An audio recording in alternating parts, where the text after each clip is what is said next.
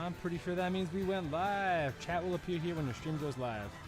Hopefully that's happening right about now. Hey, there it is.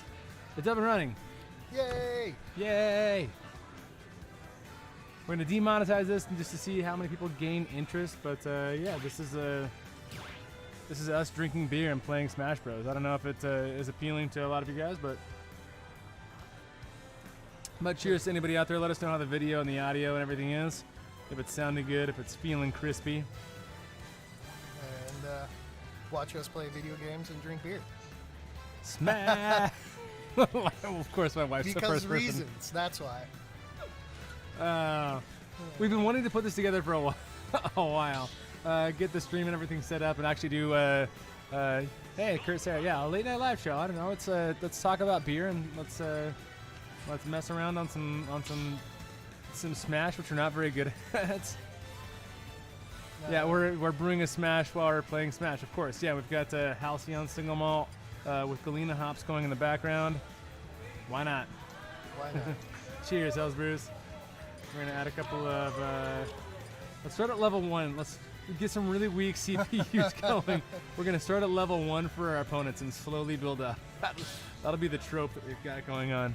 This is for my benefit. That way I can actually feel good about myself for a minute. It's going to make us look so good right off the bat. And then by the end of the night, we're definitely... Someone saying good morning from the Philippines. Oh, where? I'm Donkey. I've got Little Mac. Little Mac's like the worst. Oh, no. Am I Little Mac? Yeah. Yeah, you're Little Mac. Okay. I got to figure this player out. Yeah, we've got a couple new beers on tap that I don't know, we just wanted to be able to hang out and drink while hanging out and playing some video games. No, get away from me. What are you drinking? I am drinking our new West Coast Double IPA right now. Nice. It is, talk about Galena hops. Exactly, yeah. I was going to say, we use Galena in that. Boom. Man, I'm going to feel so good about myself just playing against these level 1 opponents. I still have not. I think I'm the only person to get smashed out. I just got the most dangerous weapon in the game. A banana? Oh, yeah. It's a deadly banana. I might enjoy it. Oh, someone's going back to Sunday Night Football. It is Sunday night, that's true. My fantasy team already lost, though, so I don't need to necessarily worry about. Got somebody. You got him. Yay!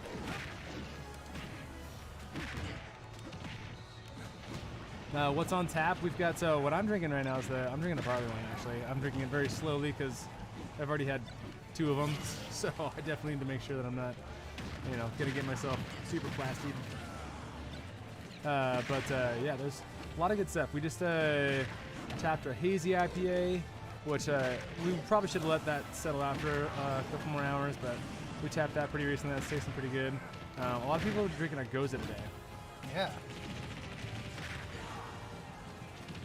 Oh. We got our food kind of settled out today. Oh, yeah. It's been nice. Figuring out some bowl placements. New menu. Yeah. All that kind of fun stuff. Yeah.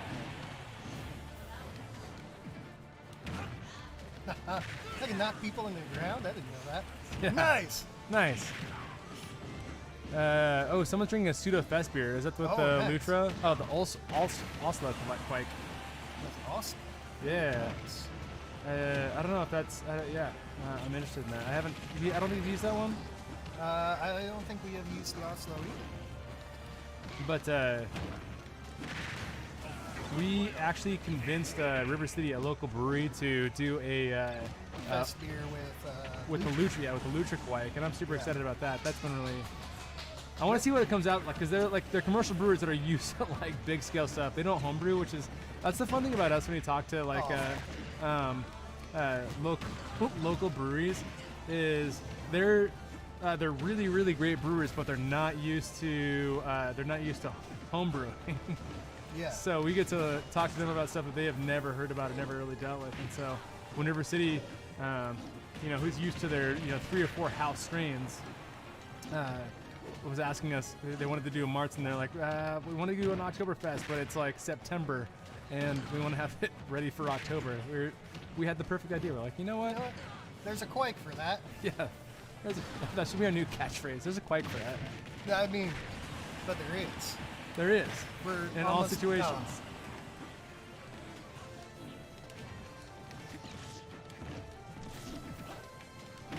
But yeah, I'm super excited about how our Lutra lager turned out, and I know we're going to be using it for some more stuff. Oh, definitely.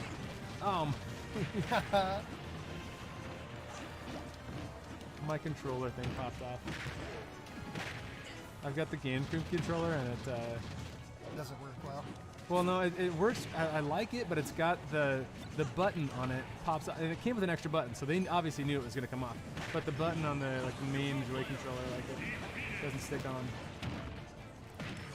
Stop pushing me into the ground. That's all I know how to do. That's all right. I only got to beat you one more time. You do.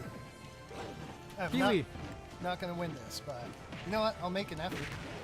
I don't know if it'll be a good one, but We know we're on average better than level 1 people. Then That's good. level 1. I'm surprised right now I did not go out second. Someone forgot to add Whirlpool, but did pitch Clarity Firm. Yeah, Clarity Firm actually, it does a surprising job. So Whirlpool and Clarity Firm actually do they grab on different proteins. So not 100% analogous, but Clarity Firm does do a really good job of reducing a lot of protein haze. I will slap you. Prove it. I'm just gonna roll upon you.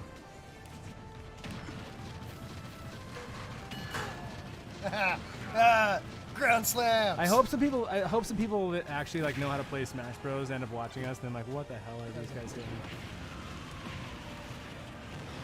Pretty sure that if that didn't okay. No, it didn't. Why are you a heavy? You're so heavy. Because that's what Rando gave me. Oh, There we go. I've got it. Someone says Hornadal Quake had some nasty plastic aftertaste finish for me. I would definitely try Hornadal again. We've had really good success with some Hornadal. I really like Hornadal, especially in hazy IPAs. It is really nice. Yeah, we've had really good luck with that. I gotta find my button before we get into the next game. While you answer some questions. I'll answer some questions. Yeah.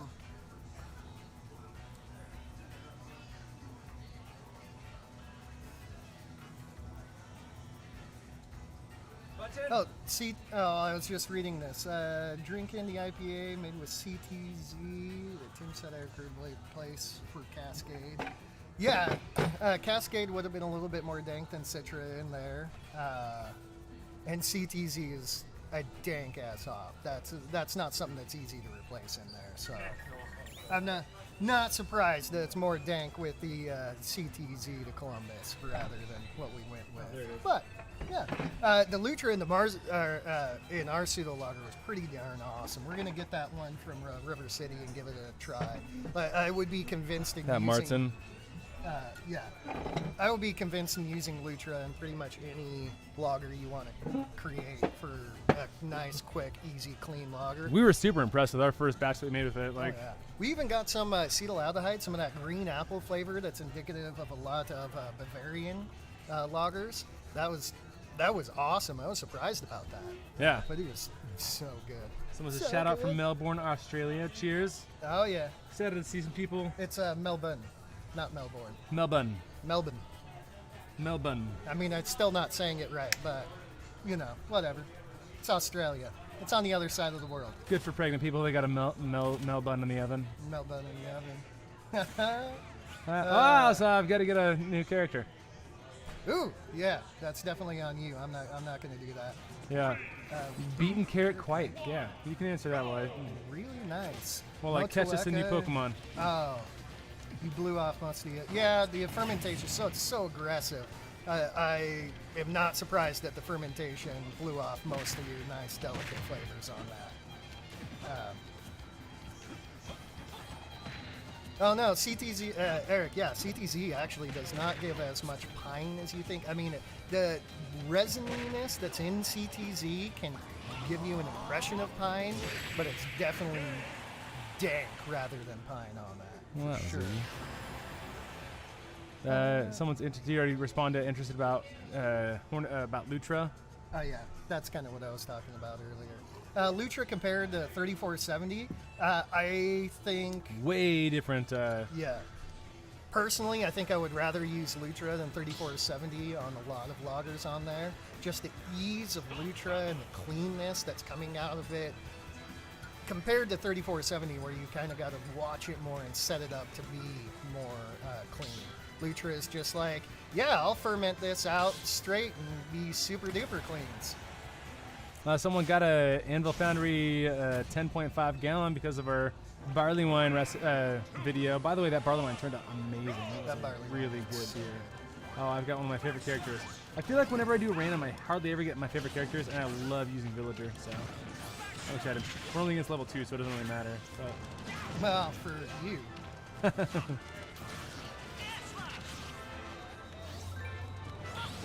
My favorite thing to do is to plant trees. I just That's like what planting trees. I do most of the time, is just annihilate myself off the edge. I'll annihilate you off the edge, too.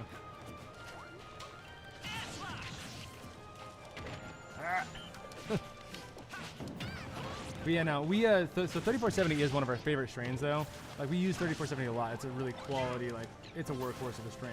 Yeah. But in the commercial brew house, especially, we just came off of summer, too, you got to realize. So coming off of summer, like, Lutra is just a really good option because it takes us so much longer to chill our wort down to, to lager pitching temperatures versus quake pitching temperatures. Yeah. And that could be, I mean, that's a huge thing on there. You don't have to worry about it. We fermented ours like, at, 95 degrees? Yeah, super neutral and still delicious. Oh, that was a fun attack. I didn't know I could do that. But can you plant trees? No. I can do that, whatever that was. You're right in front of me. I know, and I was trying to move, but it wouldn't let me. Ba-bum! I got you with the thing. I did not. What do we got going on this week? So we're doing this week. We got to do we're doing a blueberry milkshake IPA and a 5-gallon Philly sour using the Philly sour yeast. 5 barrel. 5 barrel. Sorry. Yeah. Whatever. Like 31 times more than 5 gallons. No big deal. Yeah, well, kind of. Yeah, we're gonna try out the Philly sour yeast. It is a sac strain that produces lactic acid. So that should be It's super fun, yeah. And a lot of people have been asking about that, so I'm excited to get some results on it. And I've heard mostly mixed reviews, but a lot of people that I trust in terms of how they brew have said they've had really good success with it. So I'm excited to use the Philly sour. Yeah. I've only heard one review off of that, and I don't know that the person who did it right. Yeah, okay, yeah, that makes sense. Yeah, I'm excited to try it. Like a lot of the people we've seen on like craft beer professionals and stuff like that have pretty much agreed that the Philly sour is really good yeast to use. I'm excited to try it out. Yeah. Monroe hops. No, we have some Monroe that we actually do need to try out though. We've had them for over a month now. We just haven't used them. Our small batch experimental scales have kind of been taking a backseat, especially with getting our kitchen open. Ready. Yeah, there's been a lot of stuff that we need to do. Yeah, a lot of stuff that we've had to put on the back burner. We've been putting in a lot of work lately, so. Yeah, I got one. I think that was me. You got me. I did. Yeah. Yes. I'm gonna get an extra life right now. Boop. Oh no! But yeah, no. I mean, Monroe hops are supposed to be super strawberry, I think, and that's level 2. Level 2. I jumped myself off for at least 3. At least 3. I was like, I thought we were gonna get to like level 5 before we had to start stopping the leveling up and everything like that. But I think I would have survived longer if I didn't jump off the edge. We can do level 2s for a while. It's alright. But yeah, the Monroe hops are supposed to be like super strawberry-y, and they're supposed to have really good flavors. We just haven't used them yet. We have some in stock, and I'm really excited to try them out. But all right, let's see. Helles Lager, turning a Helles Lager into a Munich. Definitely, I mean, Munich. It's a little bit hard because a fest beer. Fest beers are kind of indicative of having Vienna or Munich malt as an entire base malt.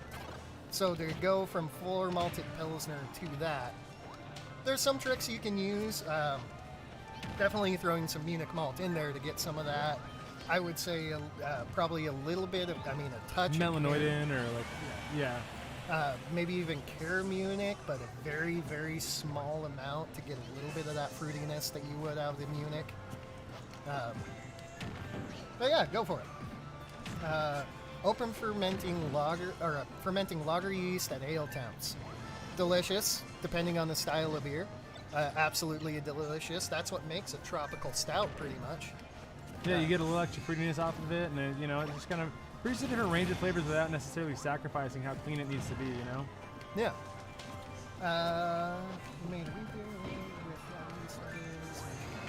Y'all mentioned adding enzymes to the mash earlier today, Optimash, to assist if we missed our mash temperature too high.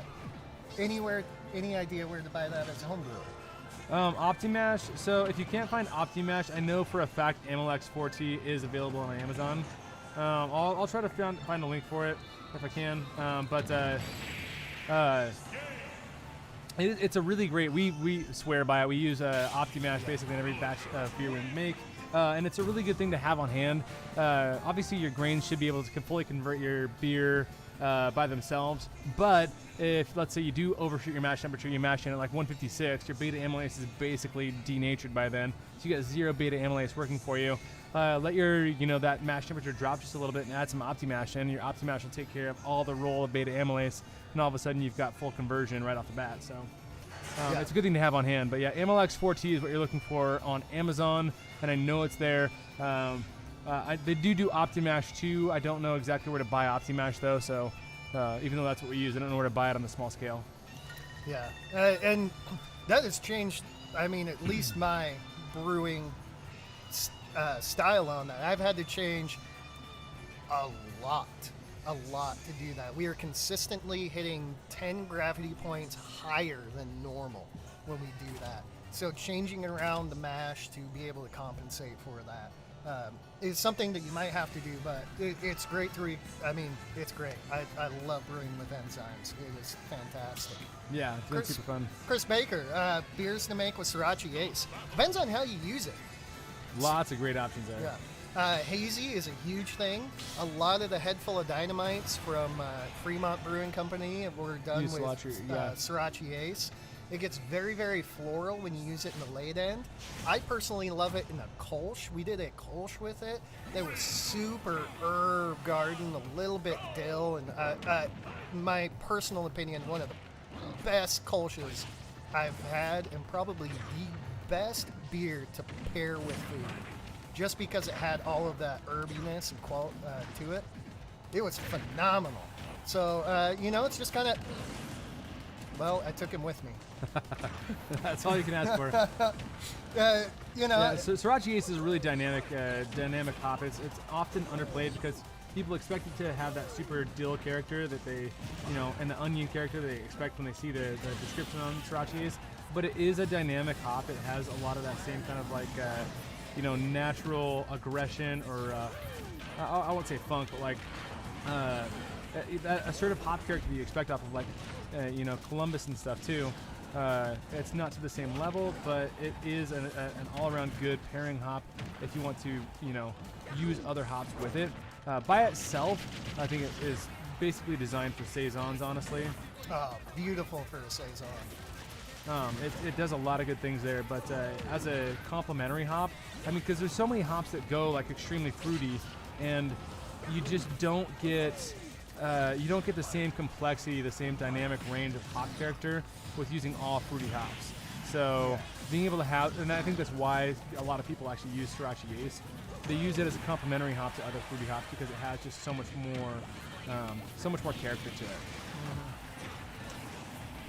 John was saying something about using Quake. Can you just pitch it at 90 and let it free fall down to normal temperature? You absolutely can, and honestly, a lot of times if you pitch it at 90 degrees, the aggressiveness of Quake, because Quake works super, super quick. So the aggressiveness of quake will actually keep the temperature up higher than you might imagine, especially if you're doing a bigger batch. So a 5-gallon batch, it'll have some staying power, but let's say you're doing a 10-gallon batch, like that'll absolutely hold some temperature, if not only rise a little bit. So yeah, it's not a bad way to do it, even though it might not, And honestly, quakes can still ferment at 70 degrees, and they'll still taste good at 70 degrees. So you might not get the same flavors as if you were pitching and fermenting at 90 degrees, but they can still work and create some good flavors even at 70 degrees. So don't worry too much about that. Yeah. By the way, if you guys are watching out there, let us know. Do you like this format of like answering questions while playing video games, having something else going on? Like, I think it's fun for us, which we wanted to do it, and honestly, we're gonna keep doing it because, it's fun. It's fun. Yeah. That's what we like to do. You got me. Double You got me. smash. But yeah, comment. Yeah, if you are enjoying the format of actually having something else going on besides just answering beer questions, like please let us know. I don't know, we like feedback, and so. Well, we want to make it fun for everybody. Listening to us can be a little bit boring sometimes. Yeah, exactly. And so even if you're not necessarily maybe repetitive.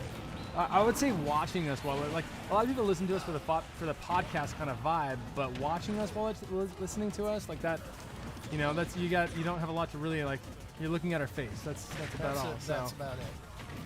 Hopefully the questions with video games is a fun format for you guys too. Goodbye. And that was a nice shot. Boom.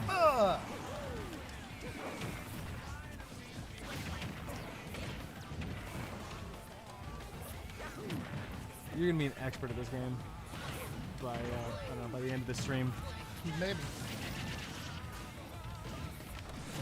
It's a whole lot of button mashing, but I think that's kind of this game. Yeah, that's what it is. Boom! Yeah. There you got go. me. Yeah, right. Right in the kisser. Oh. So what else do we got going on this week? We got that going on.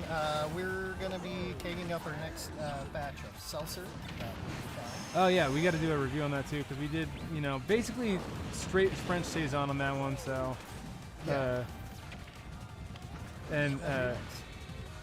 slightly different nutrient schedule. Not a huge difference from the nutrient schedule. We'll play with that in the future, but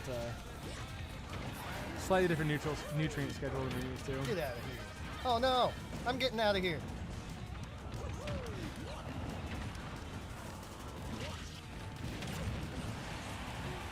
Gotcha. Alright, let's see. Didn't drop as much as previous, so mash the time and give Amazon.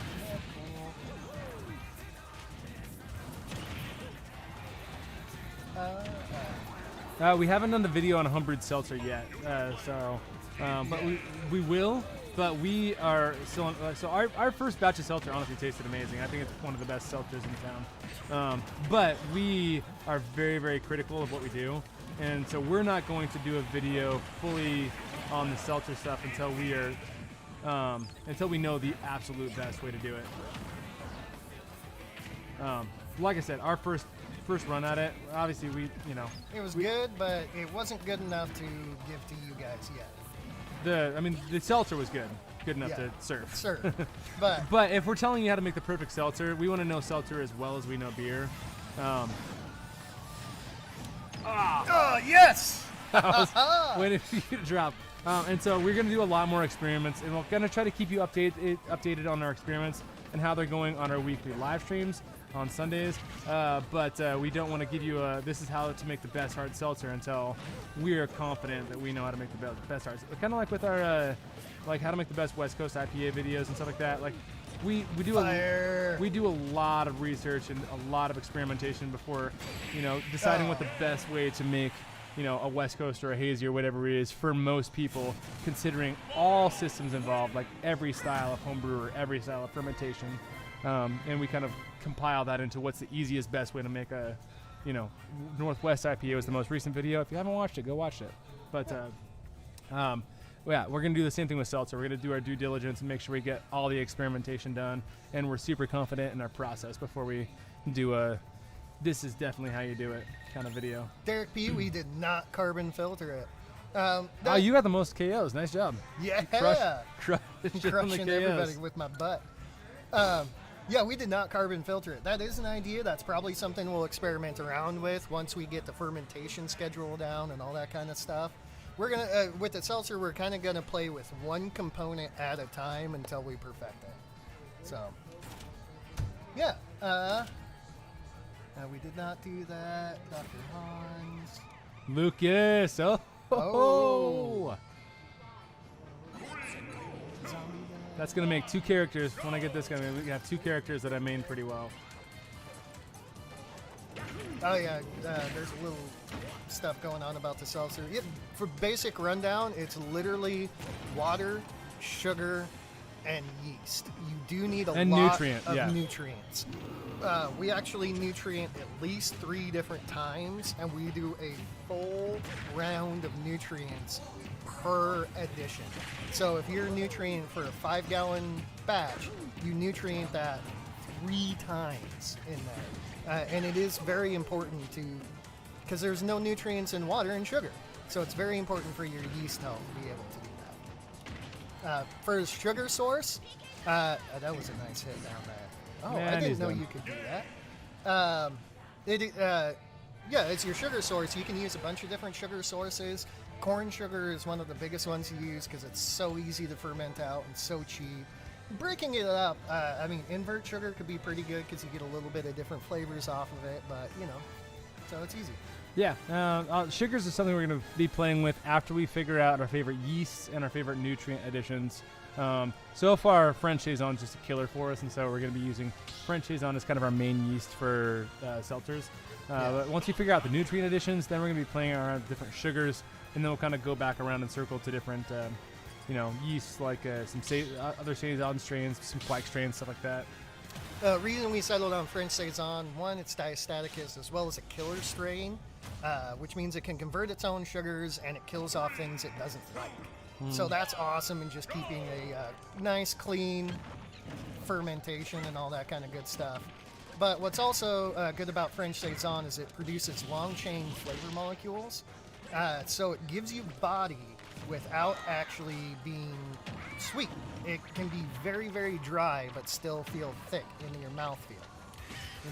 That's a new technical term. In your mouthfeel. Feels sweet in your mouthfeel. In your mouthfeel. So that's one of the reasons. Also, we use French Saison because of the flavor. French Saison has a wonderful, wonderful flavor and can be fermented pretty crazily high. Yeah. Yeah, it's a yeast it's a quick turnaround too. Yeah, it likes like 80 to 90 degrees. I would say 80, probably. It's probably fine. But yeah. Oh man, EC1118, Josh. All right, what I'm gonna tell you about EC1118, it is awesome. You are right. That is a war horse of a yeast. It's a strong yeast. It's a killer. But we use French Saison because it creates better flavors. EC1118 is neutral AF. It's like it's champagne. It's champagne flavors, and it tastes exactly like you want your ingredients to taste, basically. But we want to make something that's a little bit more interesting than your standard seltzers, and so we use more interesting yeast. Yeah, and I would say that's probably a good thing to use. If you can nail it down on EC1118, switch to another yeast and see what you get off of that, because I would be willing to bet you'll probably get some really good flavors.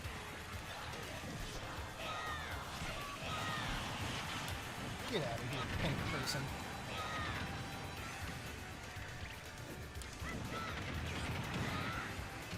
That hurt. Oh, there we go. Back there. Yeah, get out of here. Get out. Oh, man. All right.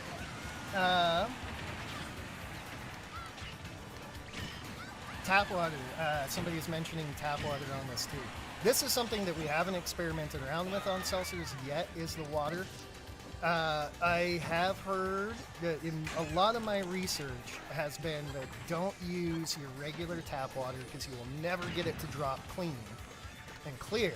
But then also at the same time, we used our tap water and it turned out beautiful. But our tap water is very neutral, so this is going to be it's going to be an ongoing experiment. But since we know our water that we have works well right now, our first priority of experimentation is going to be with, like I said, the yeast and nutrients.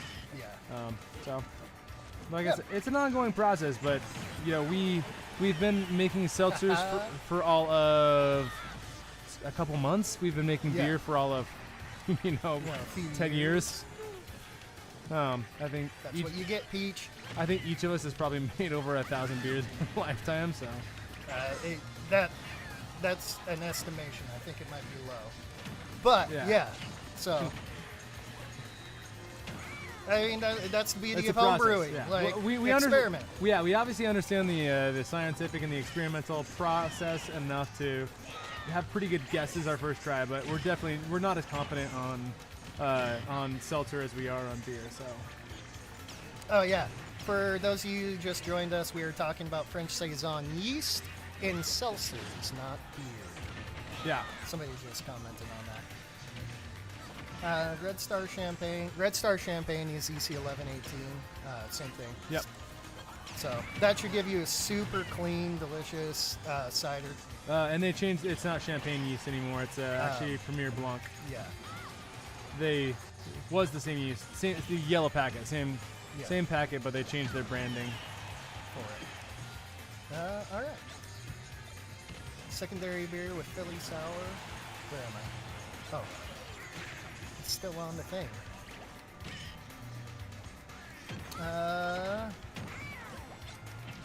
It wasn't to use a secondary to add fruit, and what's a good fruit or fruit juice to add a yeast pitch? Honestly, any of them. If you're not going to use a second... Nice. That was nice. If you're not going to use a secondary, I wouldn't say add in whole fruit. It's not going to be great for you. Yeah. Add in fruit juice, and honestly, pretty much any of them that do not have preservatives.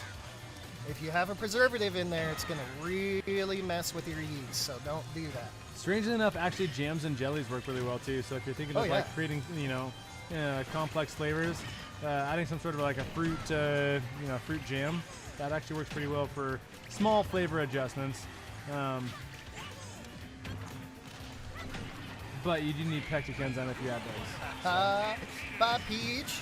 Oh, you son of a gun. Bye, Link.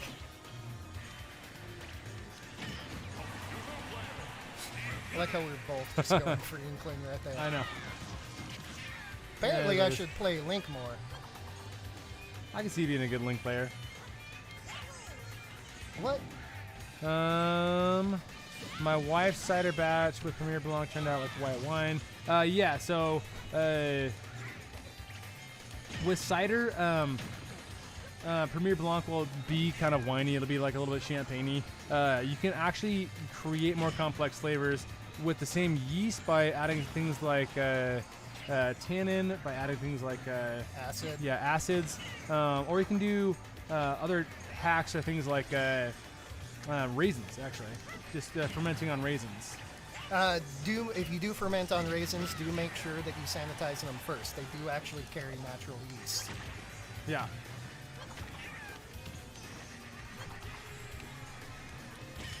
Ha! Oh!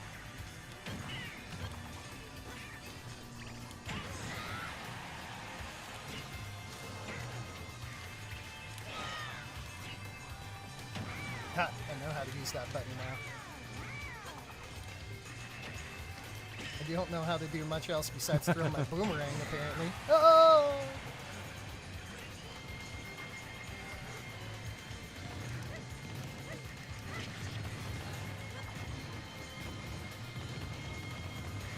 Oh, man. Let's see. And now it's just the both of us. We're distracted. I know.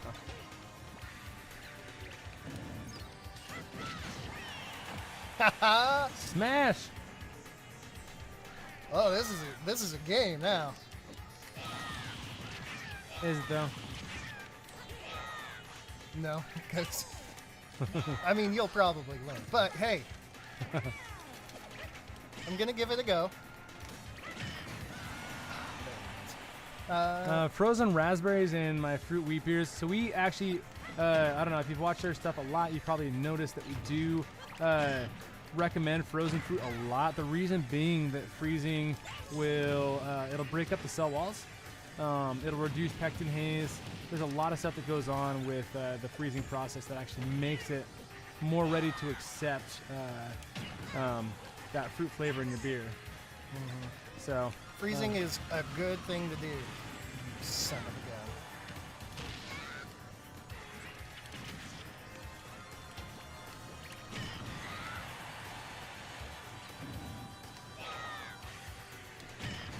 boom, Oh, and you're done.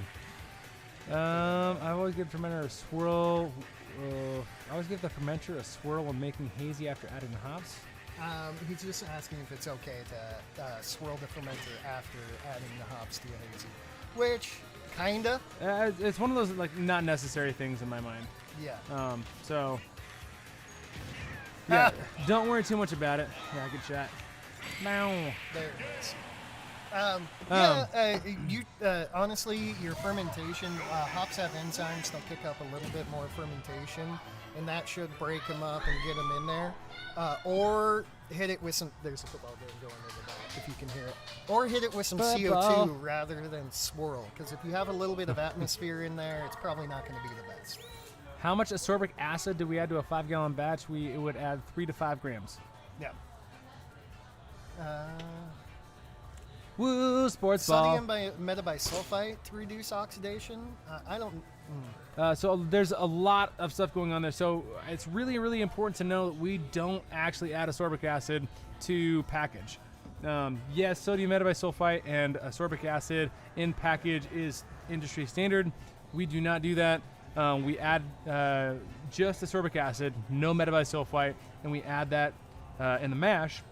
What it does, it actually reduce ROS, reactive oxidant species, from the grains, which those are compounds that can cause future instabilities in the beer, basically. And so adding it to the mash reduces those reactive oxidant species early on, and it is a completely different chemical process than people that are adding ascorbic acid in package. Industry standard is adding ascorbic acid in package. There is a debate going on right now because of in the wine industry, adding just ascorbic acid tends to create certain volatile compounds that are not flavorful in a good way, and so people will add K-Meta at the same time for a certain balance. That works differently in beer, so I know a lot of really, really good professional breweries that will add just ascorbic acid in package with great effect. A good example is Backwoods Brewing Company.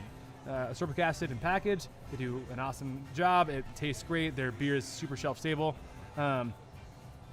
There's not a lot of breweries that will add K-Meta or Camden tablets in package. And so this is a big thing going on because it's becoming common in the wine industry, and people are crossing that over to beer. It doesn't work the same. There are different base ingredients that work for that. So, but all that said, we do it in the mash. It reduces reactive oxidant species in the mash, and it just works differently. So Yeah. Scott M., when trying to fill a barrel on a homebrew scale, is it worth running off additional wort from the first mash to use as strike water on the next batch? Honestly, I enjoy that idea. We have been using the double mash method quite a bit whenever we... I expected more time on that. I know. We've been using the double mash method whenever we can. And in all honesty, one thing it does is just give you extra water. It gives you extra flavor into your water. If you're doing the same thing, then there's no reason in my mind not to.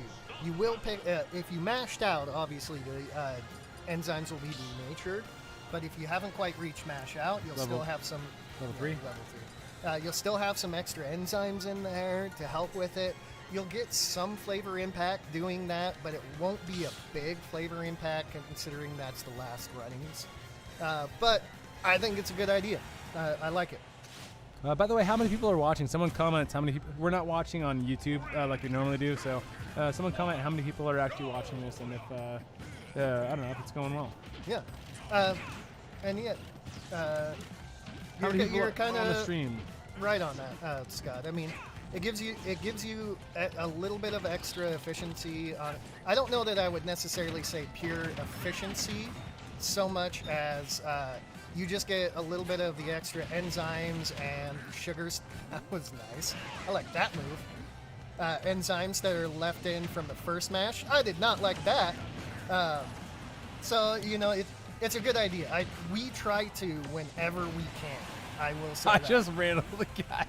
Oh man, I'm gonna throw that gun away. That's dangerous. I just randomly got some guy so hard. That was fun. I was shooting them off, sir. I kind of don't want to go on level 3. Like we look like we're doing. We look like we know what we're doing. So well. I know. It's No! almost like we actually know how to play this game at level 3. Not me. I'm still definitely taking myself right off the edge. Oh, that was a fun move.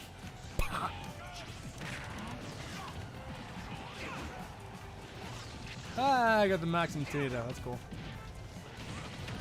Have we ever played around with dry hopping at yeast pitch?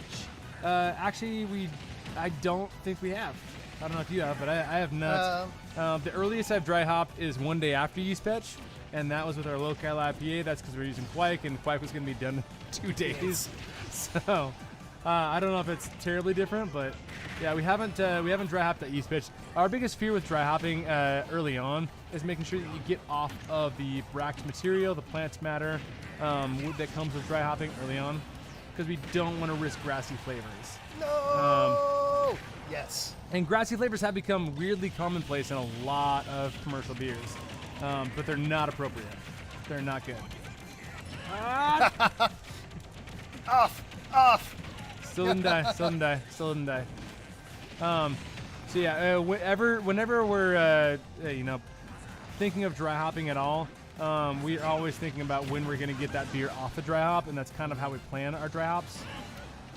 There's some things you can do to negate the grassy effect on dry hops, and primarily that's going to be using cryo hops where there's less plant matter, or using something like actually isolated terpenes or hop oils. Which we will be getting a lot of new information to you about isolated terpenes in the near future, because we bought a ton and we're super excited about them.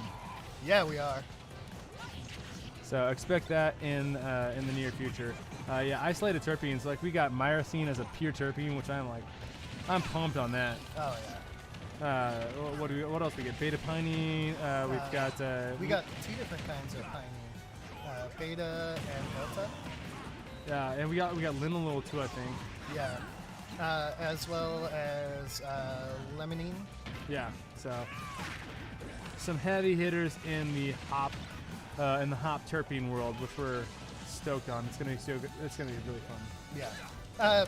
Beyond that, like we said, we're just kind of afraid of that grassy nastiness that you can get in from leaving the hops on dry hop for too long. Made it. I did not make that one. Me neither. I have no idea who just killed me either.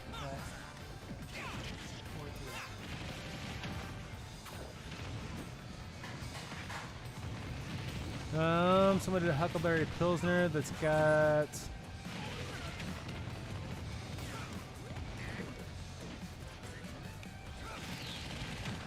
Oh no, they did apple Pilsner this time. Yeah. That's cool. Yeah. All right. Refract. You guys use a refractometer? No. Yes and no. So refractometer is great until you add alcohol or hops. Alcohol is a bigger detriment than hops, but so the hops have little bits of material that can. Oh, I really thought I got you on that. That can lift the screen up and give you a false reading. And alcohol will change the reading on the refractometer. So once it started fermenting, it's not necessarily useless, but basically. How did you deflect that? I'm a genius. That's why. But yeah, no, refractometers are nice because you don't have to use a ton of liquid. But at the same time, like every brewer that I know still defaults to using a hydrometer for their specific, their original gravity reading. And refractometers by themselves are Mutually really true. good for understanding your mash.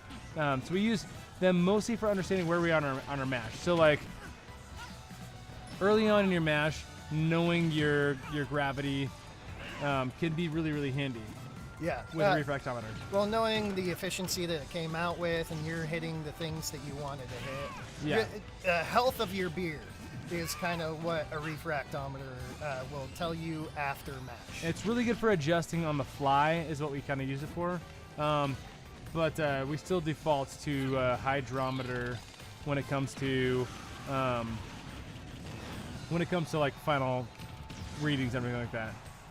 But if we want to know, like, hey, we've got 35 gallons so far, we're aiming for 60 gallons where we're at so far, refractometer is a really, really good tool. No. Oh, sweet. No. I'm going to take myself out. No, there it is. I'm going to take you out with that move.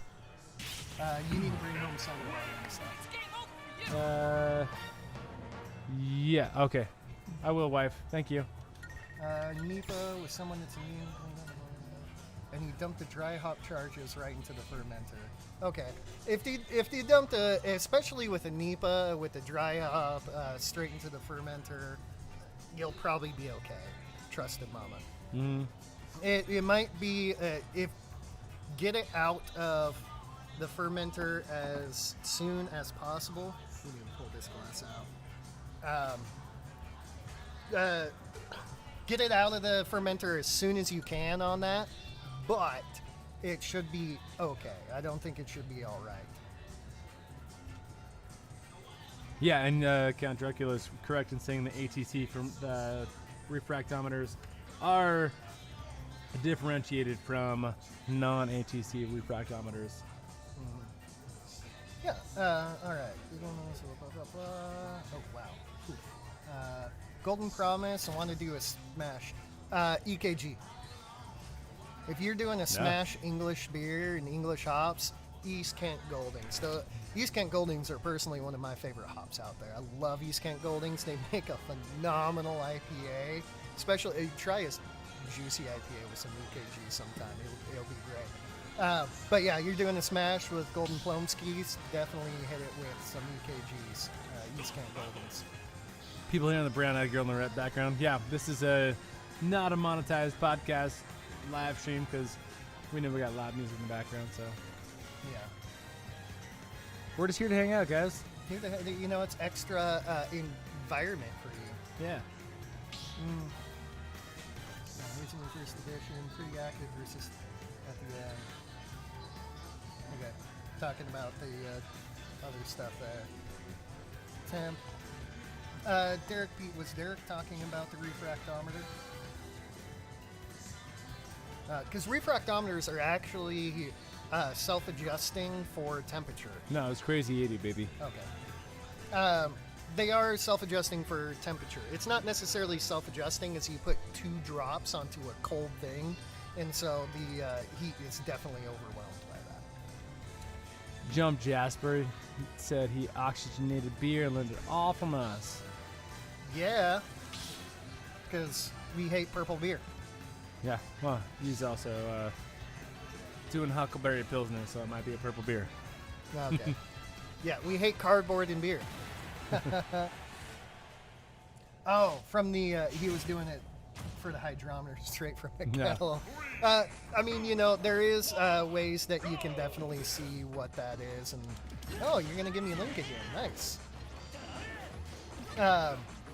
There is ways that you can adjust for that. Actually, on most refractometers, in the case, it will have a adjustment for heat. But yeah, definitely chill those down. Out of my way. Well, that sucked.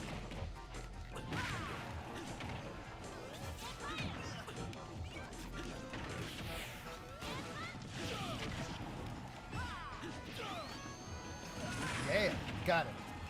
And then I got hit.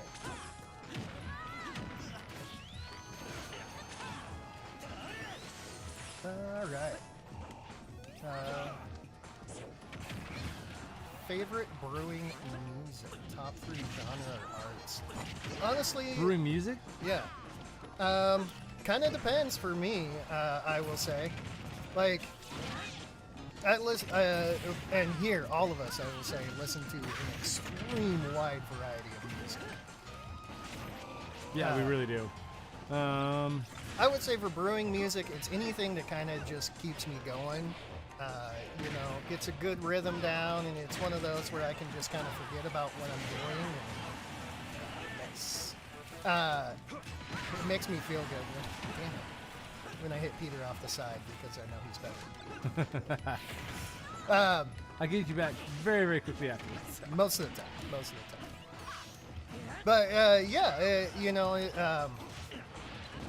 actually, I mean, if I have some choices, if I would have to narrow it down, Red Hot Chili Peppers, The Doors, and then Glass Animals would probably be like my top 3. Like, if I'm gonna put on one band and then just kind of leave it going, that's probably where I'm at for like brewing music. Most of those are just really good rhythms, really kind of, you know, upbeat most of the time, just keeping you going. Mine is state radio.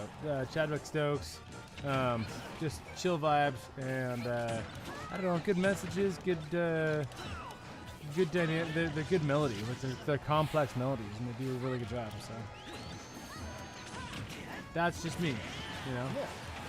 Yeah. I know it's not for everybody.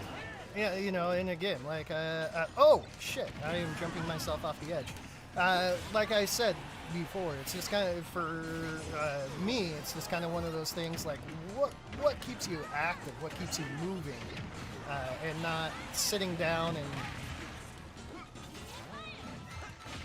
you know, not moving and forgetting about things. Right. So, you guys get your hands on a Viking for a homebrew scale? Yes, actually. Imperial Yeast does Viking in the homebrew packages, and we have brewed very much with that. I will say that I like Viking over their Pog, as well as the Voss. Voss has a different, it's low-key for that, but Voss are a jerk, sir. Me too. Voss is a little bit different, a little more neutral, but I love the way that Viking normally comes out. Super fruity, super awesome. You know, so that would be mine. Oh, Quake Ring. Quake Ring. I read that. Oh, Derek P, thank you so wrong. much. I appreciate the super chat. That's awesome. So Quake Ring, no, we haven't. Most of the time on that, you just kind of need to make your own. They're not that hard to make. Yeah, you get a quack fermented beer, and then you throw some wood in it, and then that's what you dry out. Yeah. Okay. Yes.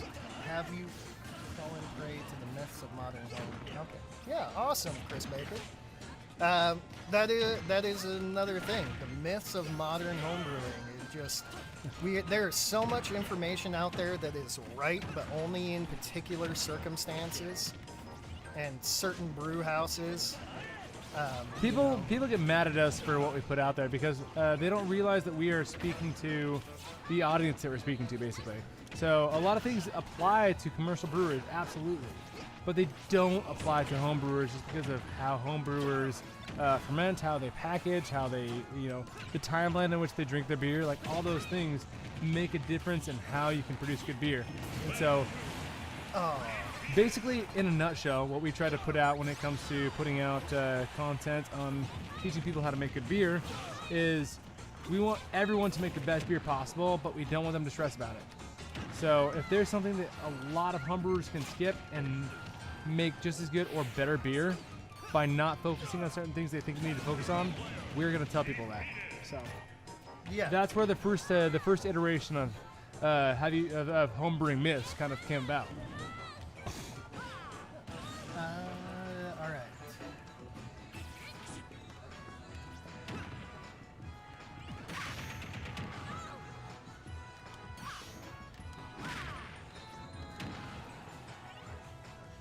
When are we doing a trash can turkey? Oh, we need to do that, yeah. Homebrew for Life made us do that. We gotta do that. We're still working on the pickle beer. Come on. I mean, let's, you know. You know, we're still working on it. We got a lot going on.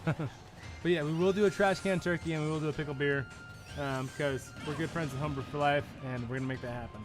Oh, am I gonna lose to level 3? No, I'm not gonna do it. Okay.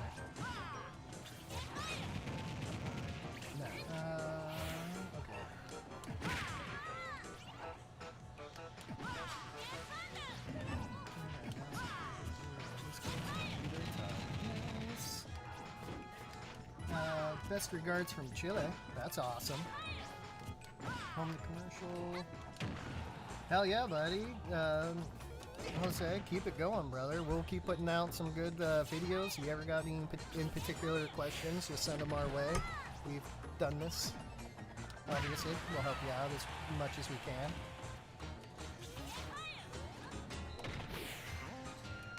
Oh, I'm okay. Oh. That cloud disappeared. I lost to a level 3 C. Okay, I'm good. We're good. We're good. It's all right. It's all right. We're good. We're good. It's fine. I'm not mad at all. We're good. Oh, and that's a Jigglypuff. Homebrew for Life is Meta pretty Knight. funny, and that is actually, they challenged us to make a pickle beer. That is why we're doing that.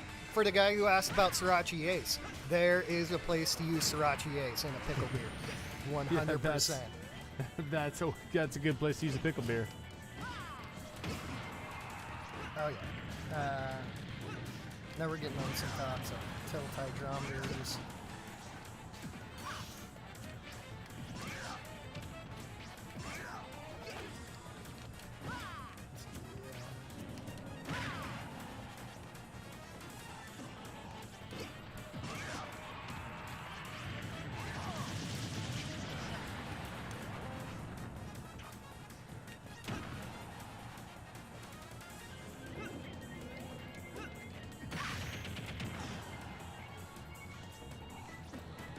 Piccolodium.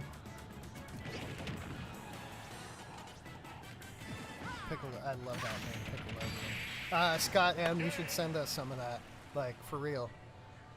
We'll put it on here. It'll be fantastic. Tilt hydrometers. Good luck. Thanks. That means a lot. Hope everything is going over there. So yeah, that's good.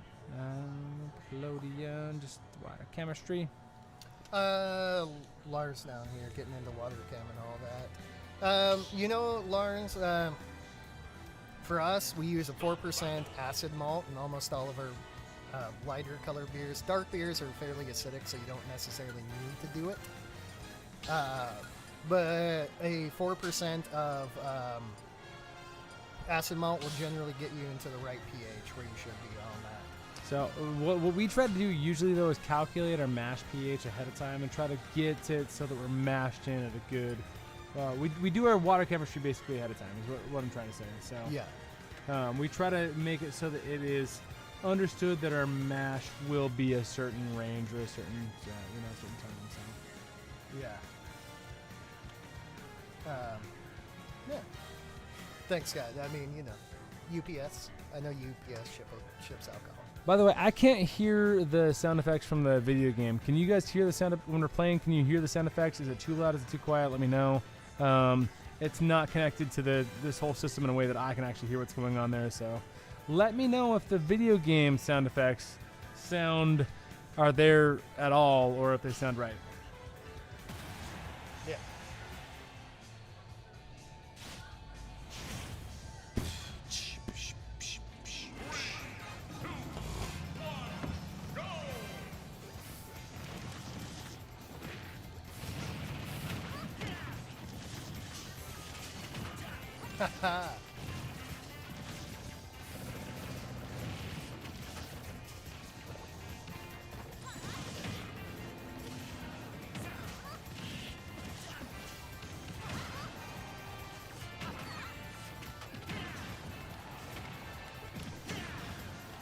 Oh no! Oh, there we go. That's what I wanted.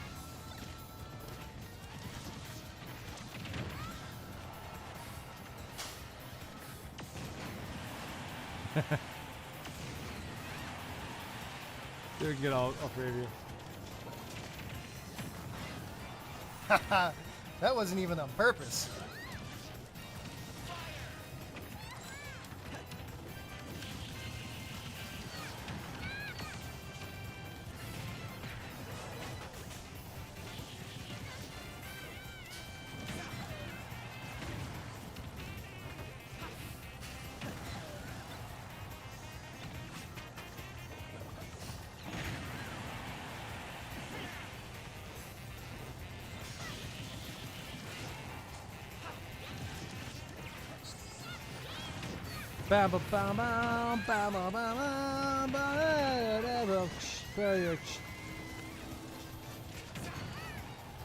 Is that good if I just like sing all the songs that are on? This is karaoke slash video games and beer Q&A. No. Have you used a catalyst fermenter at home or since that big yeast harvest? We use the catalyst fermenter actually a lot. That said, we don't use it a lot for home stuff. If we were to choose a fermenter, because we have the catalyst fermenter and we also have the SS BrewTech brew bucket, and a couple stainless fermenters, we will always 100% of the time choose stainless over anything else if given the opportunity. That said, the system of catalyst is really good for growing yeast, and so we do use that a lot for just growing more yeast. I will say on the catalyst though, the one thing you do have to watch out for is scratching it. Yeah. Oh, yeah. Because it is plastic, it is softer plastic, so you do got to make sure you don't add any scratches in there, or else that's not going to be very good for your yeast.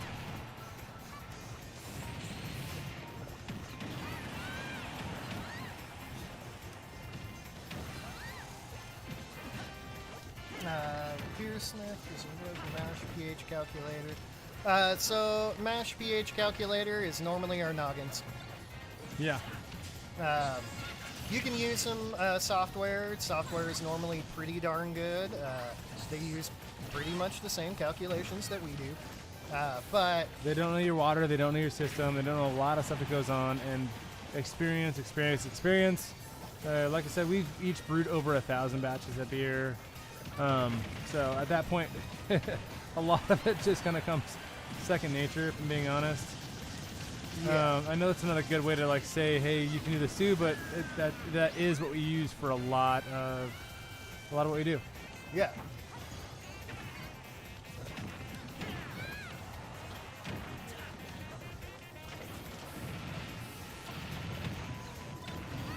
This little ball thing is pretty fun.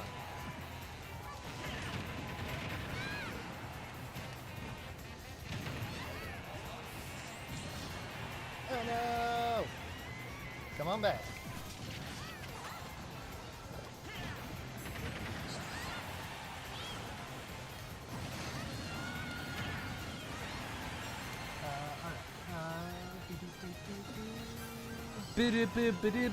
Yeah, they can hear the sound effects. Volume level seems fine, but we're over the top.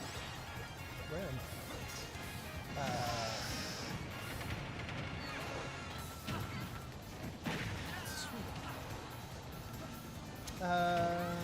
The pumpkin spice imperial melt stout. Oh, get back up there! Yeah, no! Damn it, I was reading. Isn't tasting particular spice forward. Yeah, you can tell people that it was an imperial milk stout. You can also make tinctures to increase the spice amount. You can add it in secondary. That's 100% fine on that. Tinctures are probably the easiest way to do it, and the most controllable.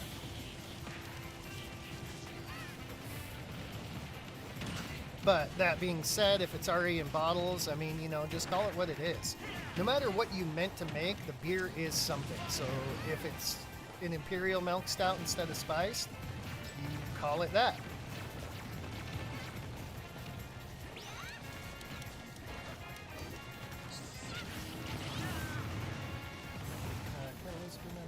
spice milk stout, maybe, yeah.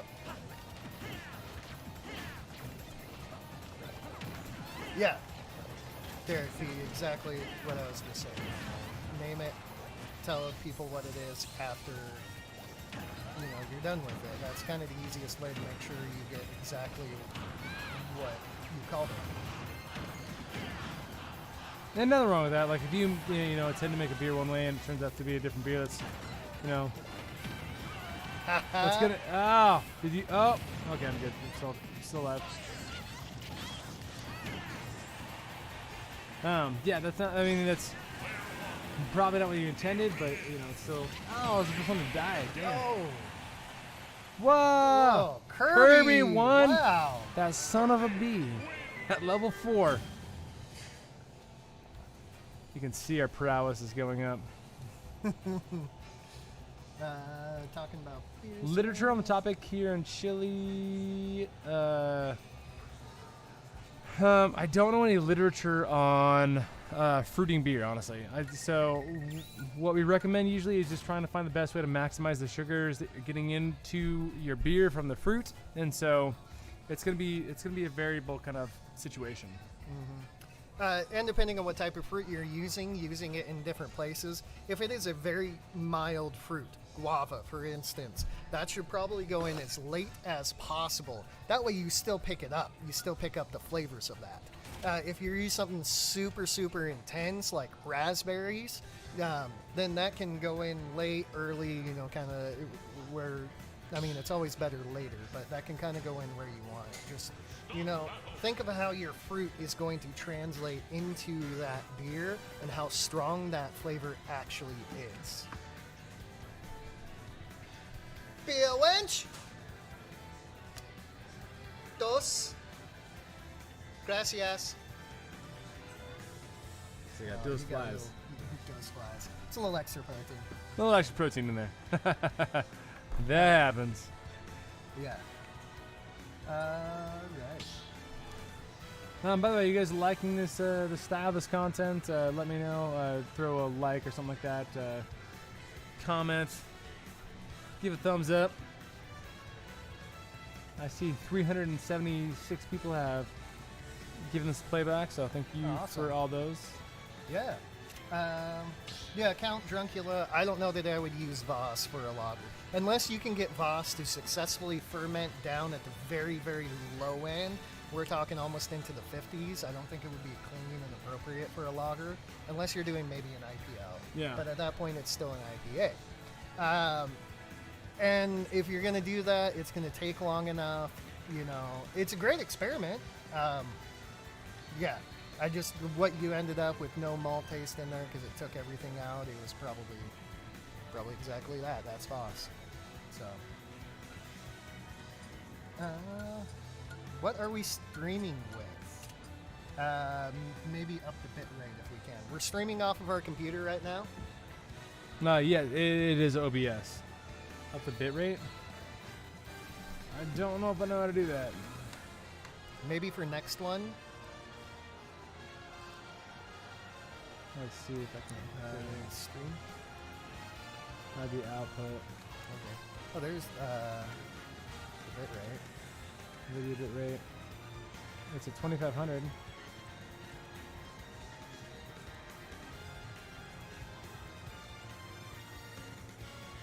Oh yeah. Audio bit rate. Take it up a little bit. Oh, we are definitely looking right now, Druncula. Sorry. It looks like we should be able to maybe change it.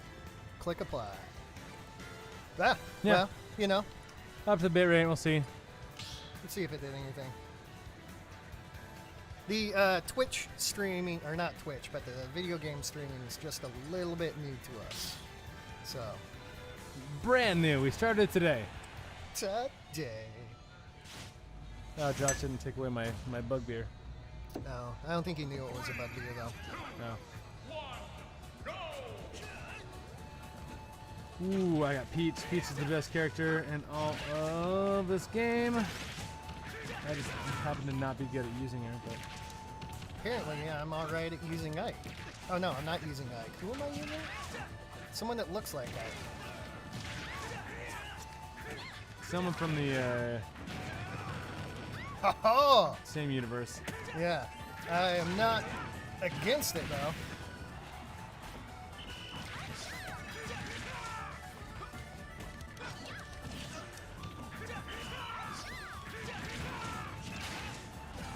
Oh!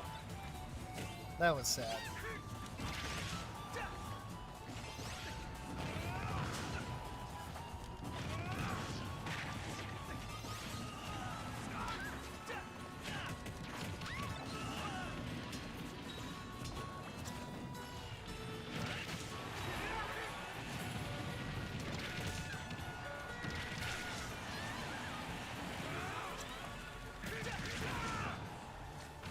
My viewers are going up too. That's nice to hear. Yeah. Yay, viewers. As more people are realizing that we're doing it, hopefully my wife has. Something like that. I think I just ran off the cliff. We gotta gank Isabel. We are. She is kicking ass. Yeah. Not There for you go. long. There we go. That's just gone. That's one. Oh, ouch.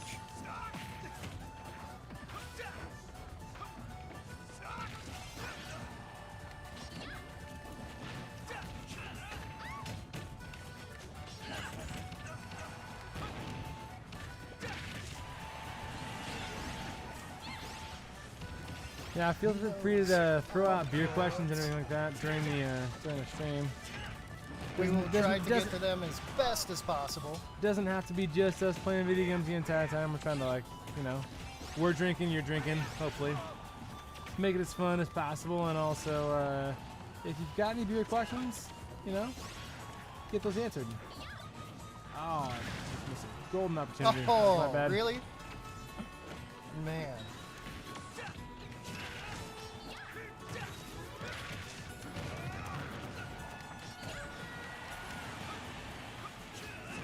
I got it, okay.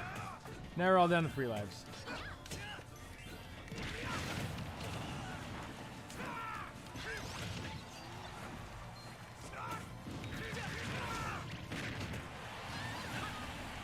Now I'm down to 2 lives. Isabel and you are 3.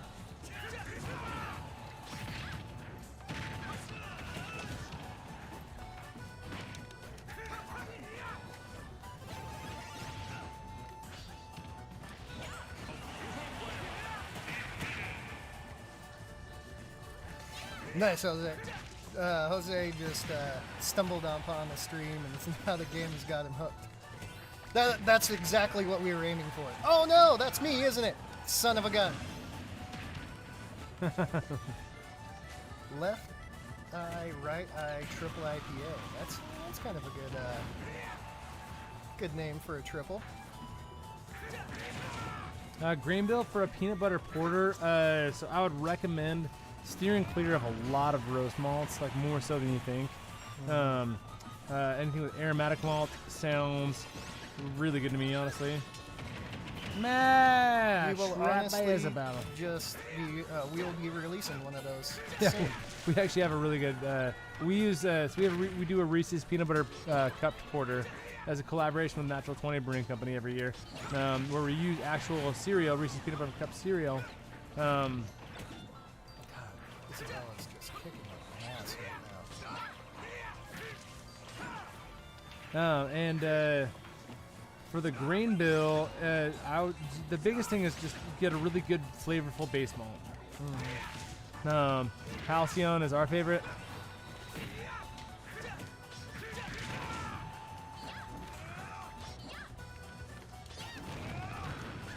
Well, I hit somebody. But using a good Maris Otter or something like that, it's going to be really good. I like using a little bit of melanoidin or aromatic or something like that. I think we used aromatic in it. And staying away from sweet caramel malts.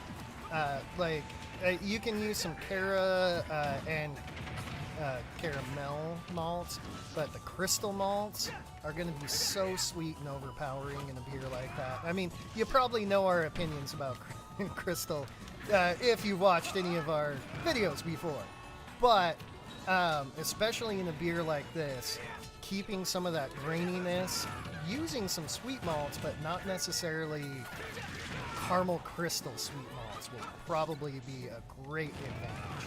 Yeah. Caramunic instead of like your middle, for your middles.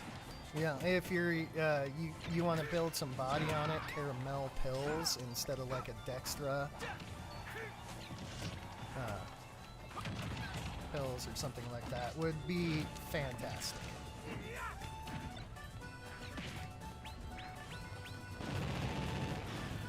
Ah.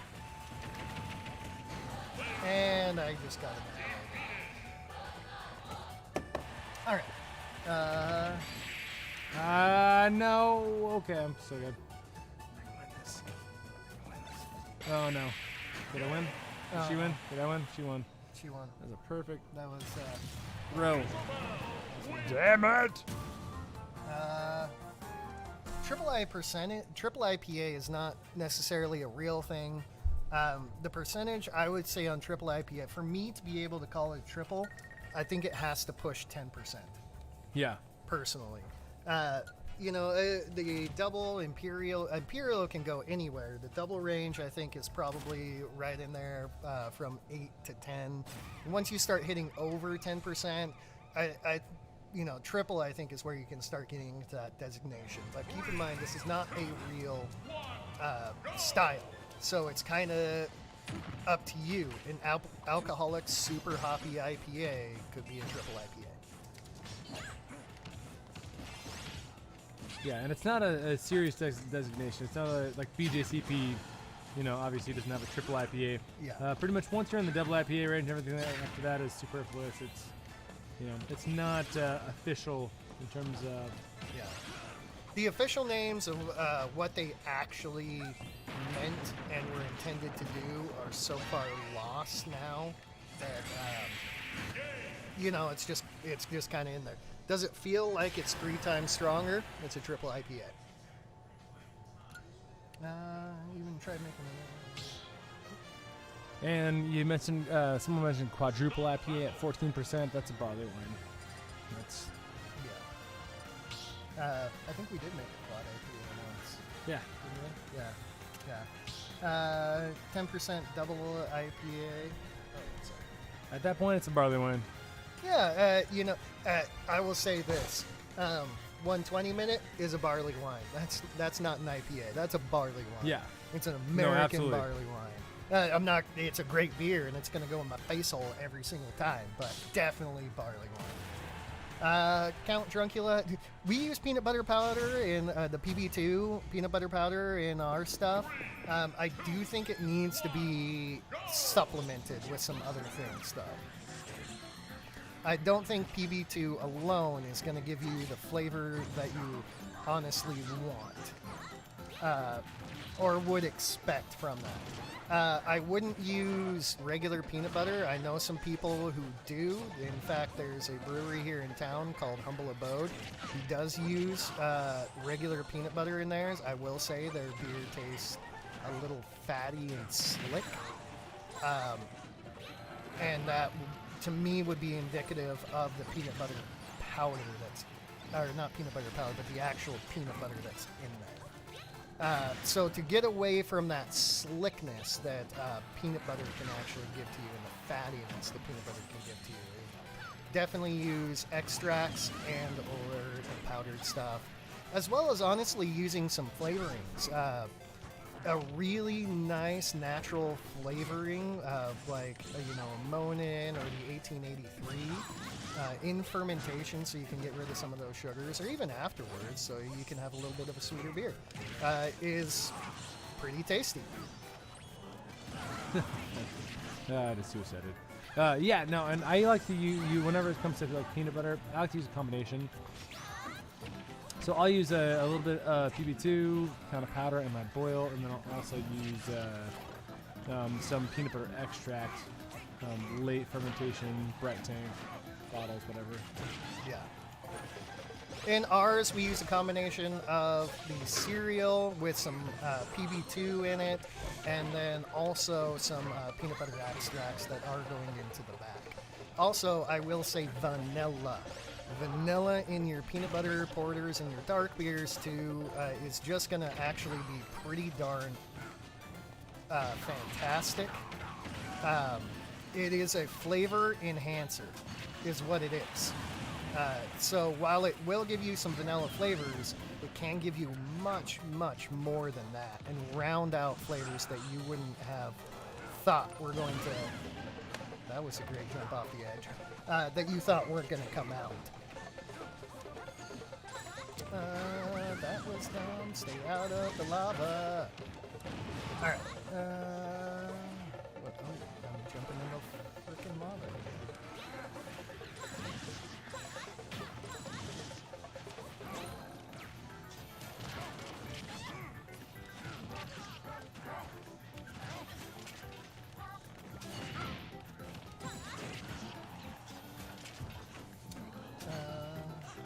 Screwball peanut butter whiskey to a chocolate stout. Yes, that sounds like it could be really good. So that's something that we can't actually do as a professional brewer in the state of Washington, is add liquor to our beer. We cannot fortify our beer. That's not the same everywhere. That is state by state. But the peanut butter whiskey, adding it in, yeah, man, that could be really, really stinking delicious. Ooh, Master Chief as a smash character. That could be fun. I was gonna build my armor though. Don't hit me. No. No. Oh no. Well, what are you guys all? What are y'all drinking? Everyone's watching. Let us know. Randalls. We do not actually use Randalls very often. Yeah, I've been kind of against Randalls, if I'm being quite honest. I think they're overhyped. I think they don't make good beer taste like good beer with stuff in it. They make good beer taste like bad beer that's been covered up. There are some things that I think you can throw through Randalls to add an interesting flavor to your beer. And interesting is what I'm going to say about that. I don't think a Randall will ever truly enhance your beer, but it is really fun to watch it sit there on the counter and watch your beer go through it. Personally, I think most Randalls just make your beer flat.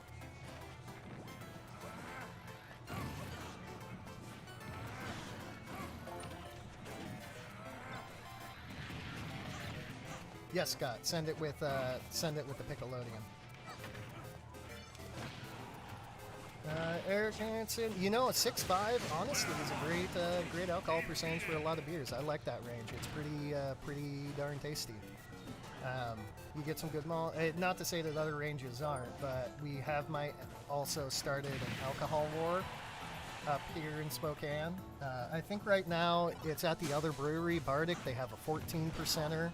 We only hit 13, so we're going to have to step that up and do it better. Yeah, we're going to go for 16 or higher next time.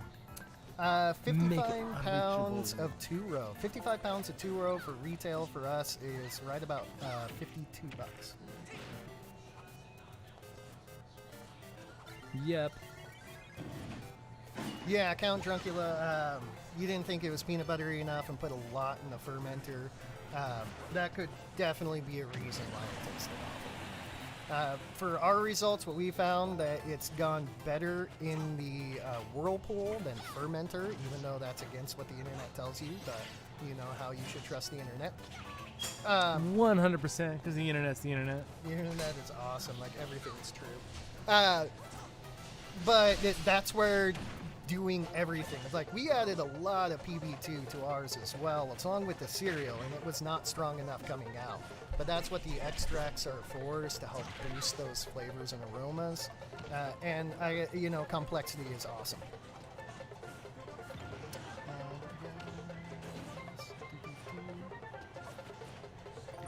Grapefruit Radler, nice and delicious. Yeah. German Dunkel.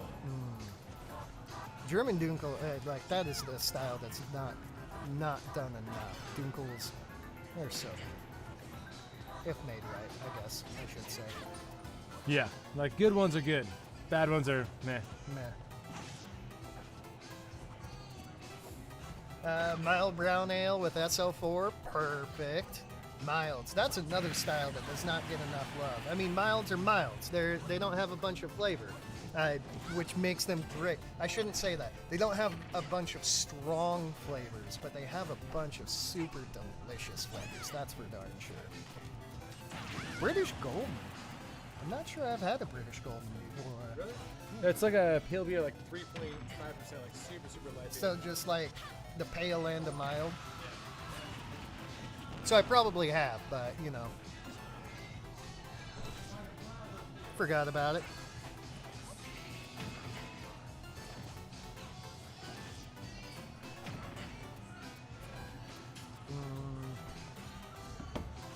Definitely wasn't getting yelled at by my wife.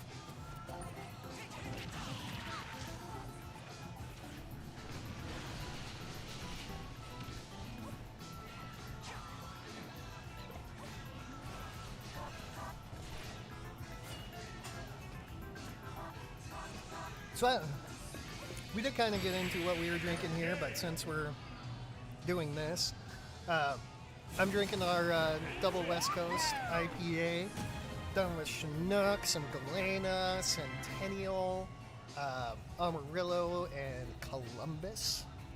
Peter is drinking our American Barley Wine, which is just a big old beast of a beer.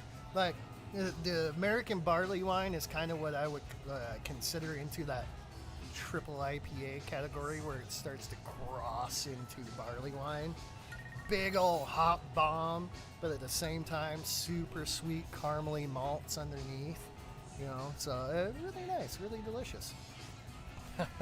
I'm definitely gonna leave this screen for Peter to come back to. He sucked. Yeah, I mean, it lasted longer than I did, but no KOs makes me happy. Yeah, Derek, you're right on that. There's a huge variety of hops. I will say that's one thing that is awesome being here and having the homebrew shop with us is that we have an unparalleled access to ingredients over other brews. We don't need to use everything we order, and we can experiment with so much. And a lot of people get stuck into the same old hops over and over and over, and there's nothing wrong with that. They work really, really well, and that's a reason that those are standard hops. But there's so much out there, and there's new hops coming out every single year, you know, that in my mind, especially as a home brewer, to not experiment around with that is almost foolhardy. Because you can create things that professional brewers cannot create. You can work with that, you know, it's awesome. Absolutely fun. American Pale Ale. Chilean grown Cascade hops. No, I wouldn't say that's American, Jose.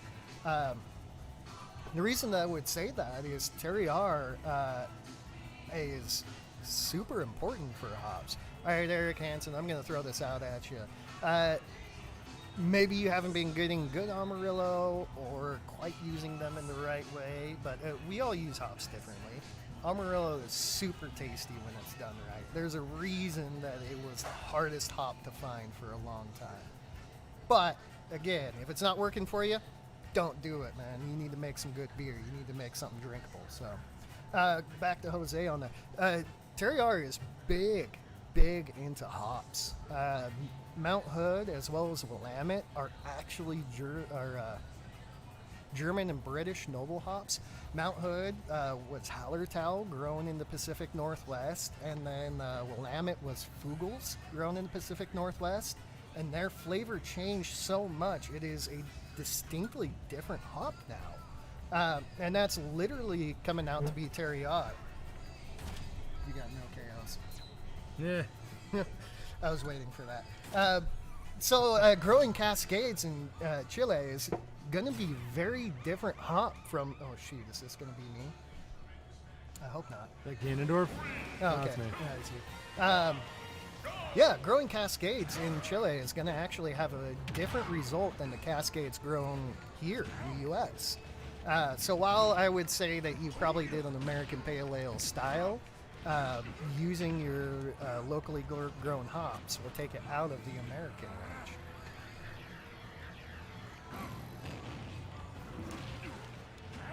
range. Count Druncula, yeah. I know a bunch of people who only brew with specific things, and there was a time that I did that too.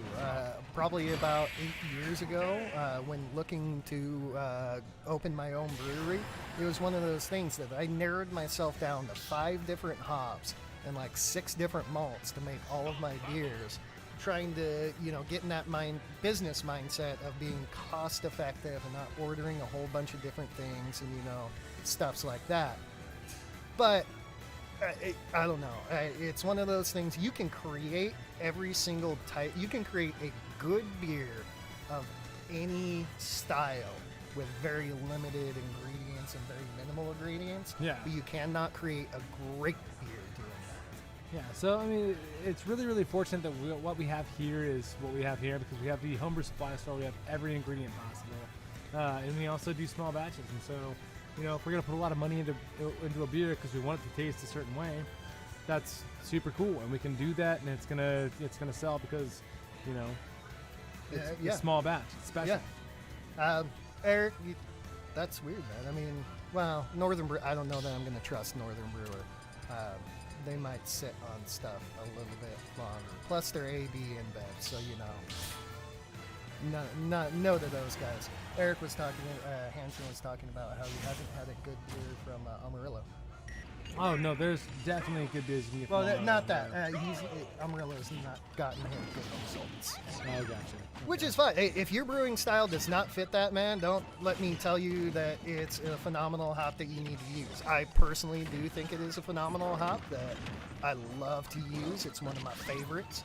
But if you're not making good beer with it, you're not making good beer with it. Use something you're making good beer with. It's another deal on that. Like, just because we can make great beer with certain things doesn't mean that everybody else can or will.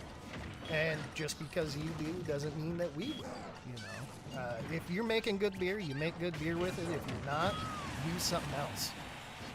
Definitely.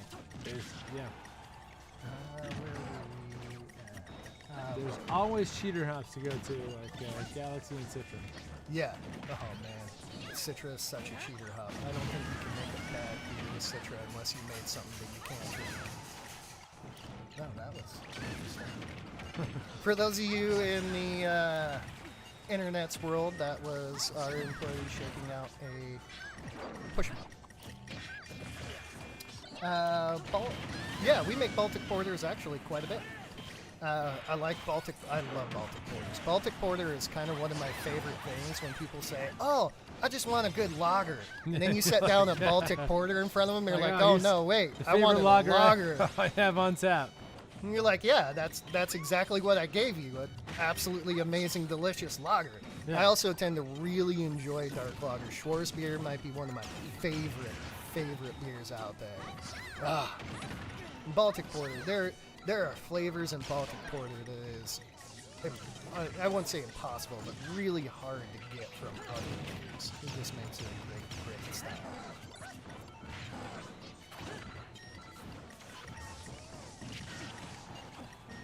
No, yeah, crazy 80 baby. We get the stupid hot summer and fires everywhere. We're up in the Washington Pacific Northwest, so, oh man. Our state was burning down, a week ago? 2 weeks ago? Yep. Well, not a lot of our state. That was mostly coming from California, but like jerks, they decided to invade our state again. No offense to anybody from California, but you guys all suck. Stay away. Come visit. Just don't move here and raise your property values. Right? But yeah, we get that, man. You need a wort chiller to deal with some of those things.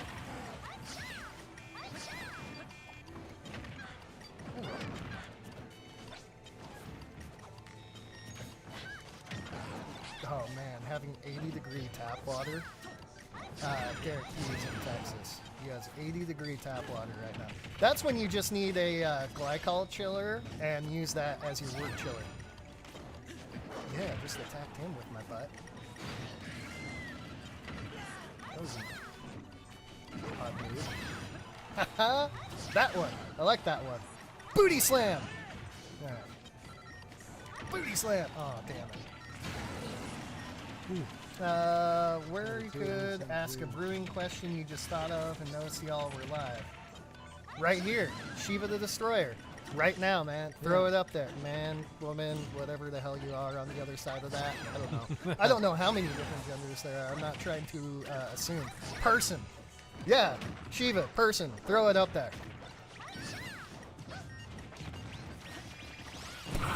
Yeah! Threw right into that, and then I got annihilated. Butt slam! Butt slam! Aw. Butt slam! Damn it. Right, don't butt slam Peter. Butt slam! Don't butt slam. Ah, butt slam right afterwards.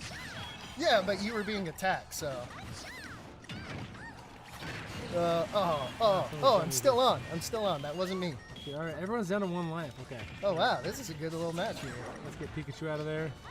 Ah.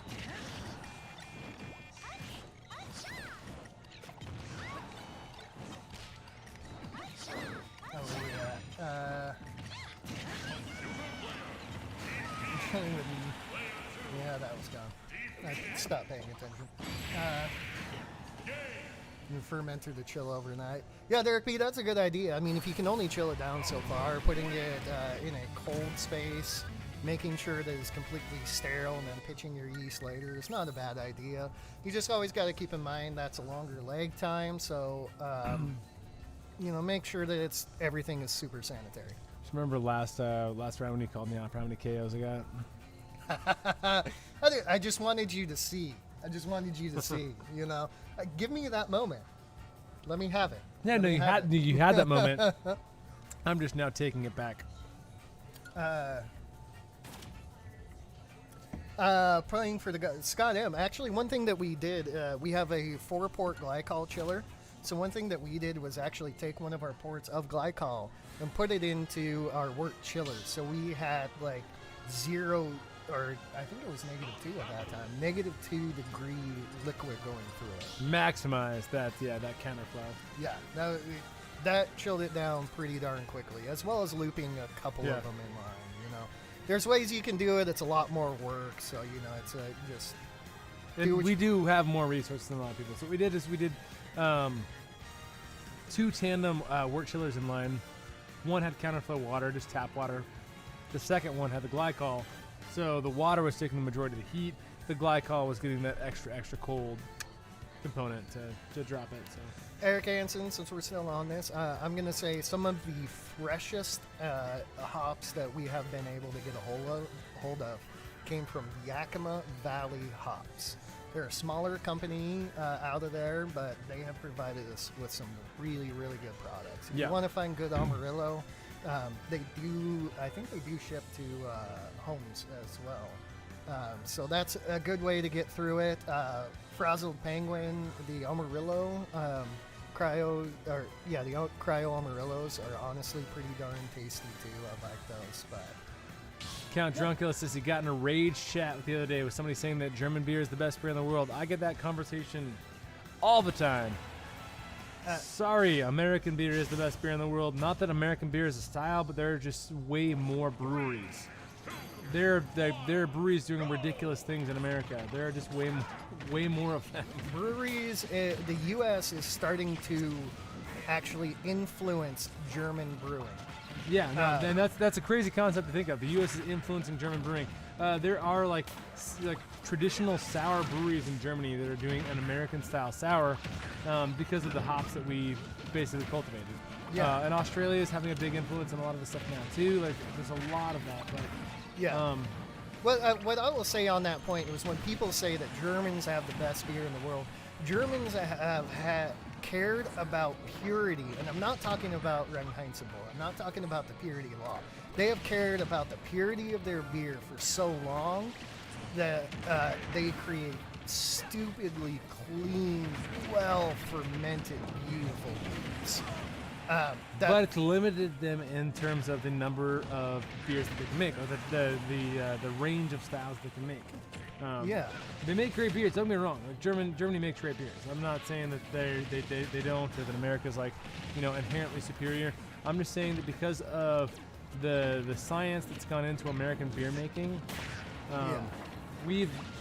America makes the best beer in the world, and that surely has to do with a combination of the number of breweries that we have and the science that's gone behind what we've made.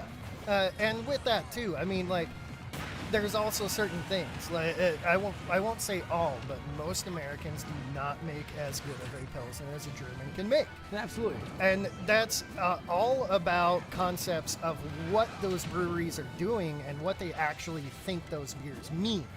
A lot of Americans see Pilsner and go, oh, it's a hoppy pale lager, and make this just insanely hopped beer that is not at all accurate to a Pilsner. Is it a great IPL? Yes. Is it a good Pilsner? No. With that, I will say that there's also a brewery here in Washington called Chuckanut that brings his brews to Germany consistently and beats out German 100-year-old brewers for it. Like, that's the deal. It's where the German aesthetic is so much on the fineness of the beer, Americans are more like, what can I make and be crazy? When you get a American brewer who can match the fineness compared to a German brewer, they're gonna be better because we just have a more experimental mindset. We aren't stuck into traditions so much as some of the old traditional brewing areas. And you got to realize we are a melting pot. We are like, a lot of the really great German style breweries that we have in America are because the German brewers came over and started brewing here. Yeah.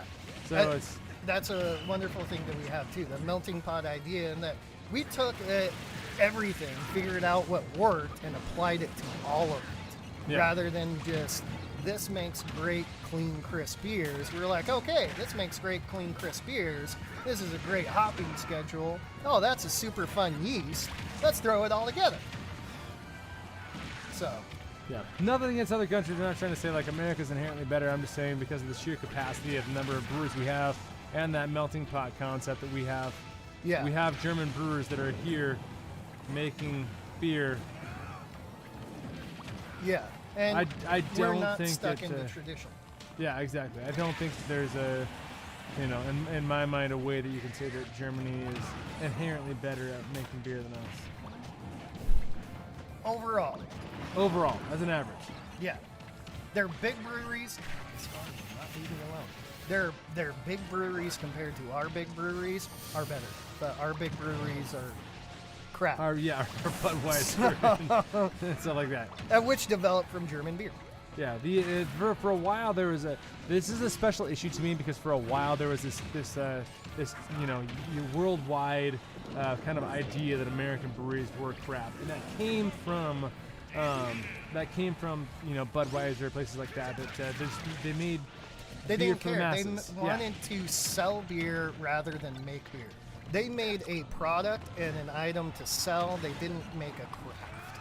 Exactly.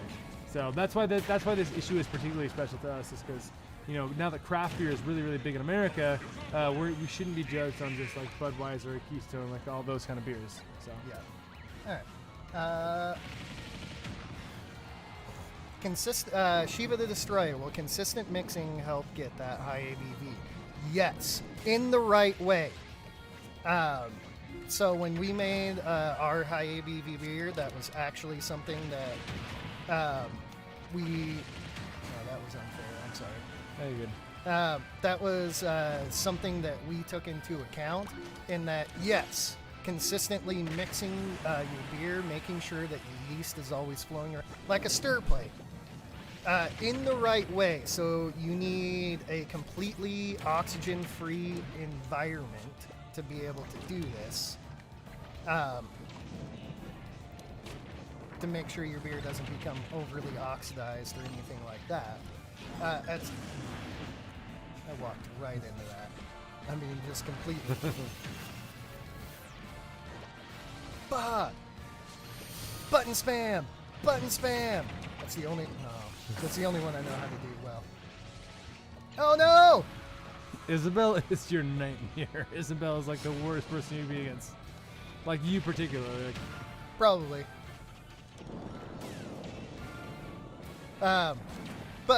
Yes, that is one thing you can do to amazingly increase your efficiency on that. But it comes with a whole lot of dangers of ruining your beer.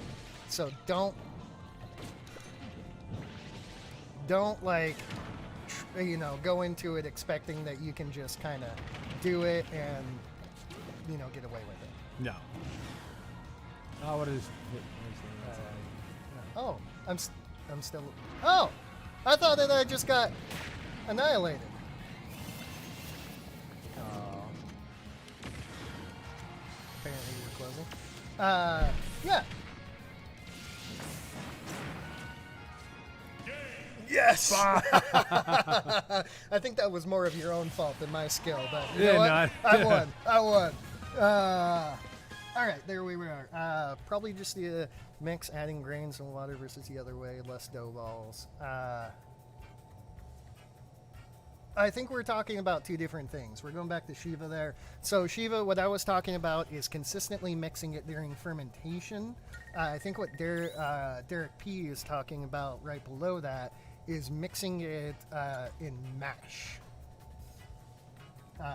Which he is right. I mean, if you put the grain and water in together, you're going to get way less dough balls.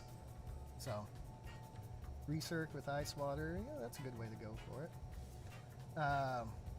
Always add grain to water. Yeah, I guess we should have clarified that whether you were in fermentation or mash side. Grain to water is better than water to grain. If you can mix them both at the same time, that is the best way to do it.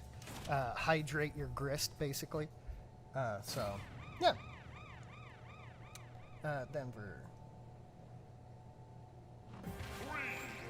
Trusted mammal, I am Oh, back. shoot. That's from you, by the way. Now, I know.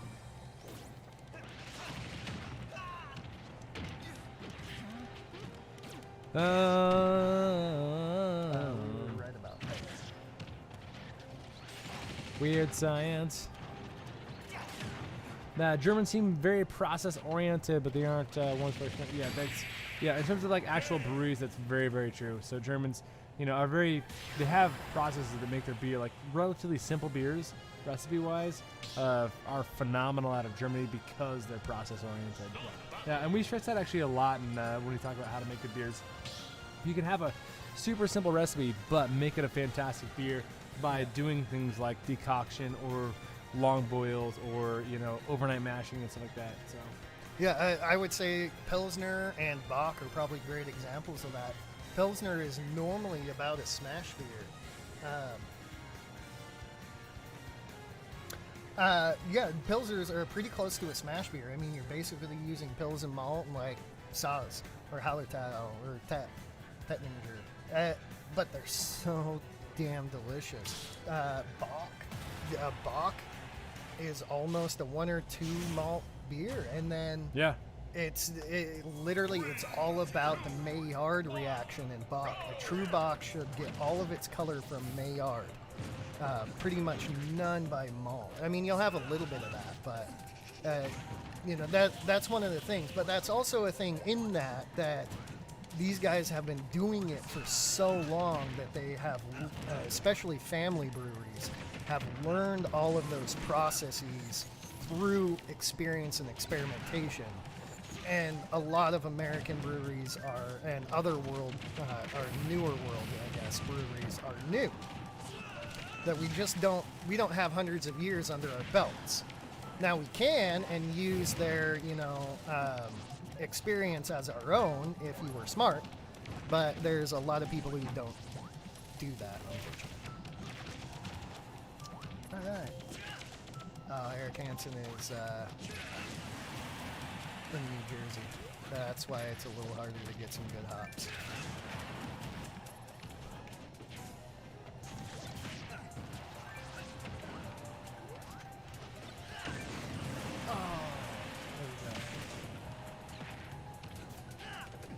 Shiva, yes, you can ferment and serve in 3-gallon wooden barrels.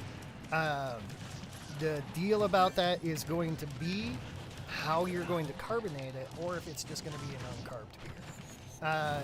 Carbonating in barrels is hard.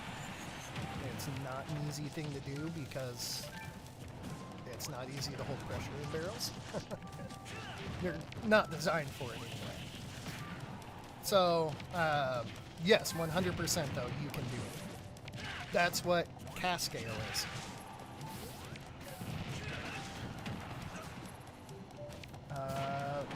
Stout, yeah.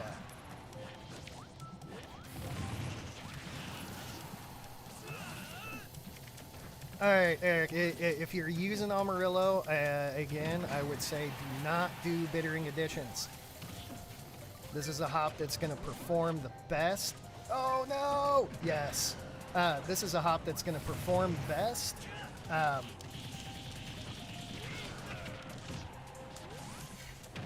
got one. We did get one person saying the best beer in the world is free beer, and that is true. But, I mean, Star Sand yeah, alternative. good What is a Star Sand alternative? Star Sand, Sandy Clean. Idafor, or Santa Clean. Yeah, I had a four Sandy Clean. Different. They work differently, but Santa Clean is another. It's known as acid based, so it does work.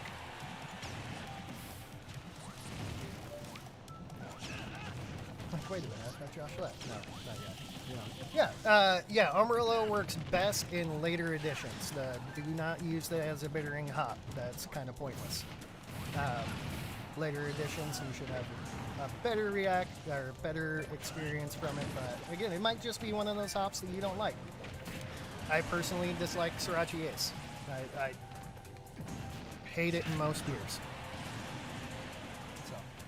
So, tips for natural conditioning. Know your beer and what. Those are just time checks. I know, giant penises just poking us in the asshole. That's what's happening right now. Oh man. So natural conditioning on that. Know your beer. Know where your beer is at, and have a good idea on where it's going to finish, and then you can plan out your conditioning process a lot better. That comes from experience, knowing your system, knowing what you're doing with all your grains. Not the easiest thing to do, but still something you can do pretty easily. That was kind of around there. It's not an easy thing to know your system that well, but it is an easy thing to do. When it reaches a certain point, you just close it off and let CO2 do itself. Do itself. Yeah. I mean, that's how I get my best. Anyway.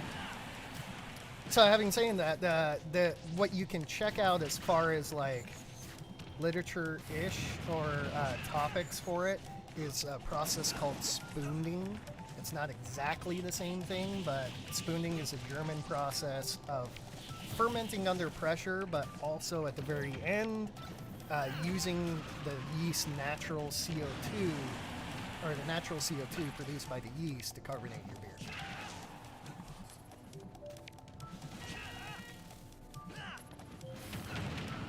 Using minerals, would you add all the, do you add all minerals to the mash and not add it to sparge water? Yeah, I actually do.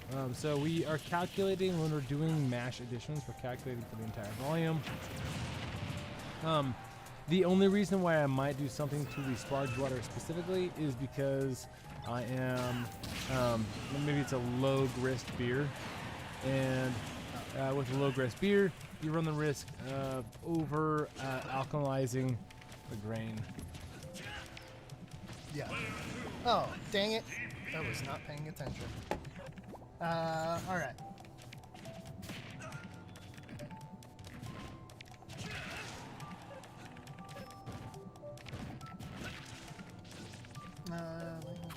Have a good night, Derek. We probably missed you. Trusted Mama's back. Mecha Grade Malt, good success with it. Yeah, Mecha Grade is pretty tasty. Specialty malts, they're going to do different things, so definitely be aware of that. But it's a fun malt. We have a local malting company called Link. If you can get a hold of some of their stuff, it's really fun to see the differences between, like, the terroir, where it was grown, the flavors that get enhanced or muted because it came from a certain area rather than a different one.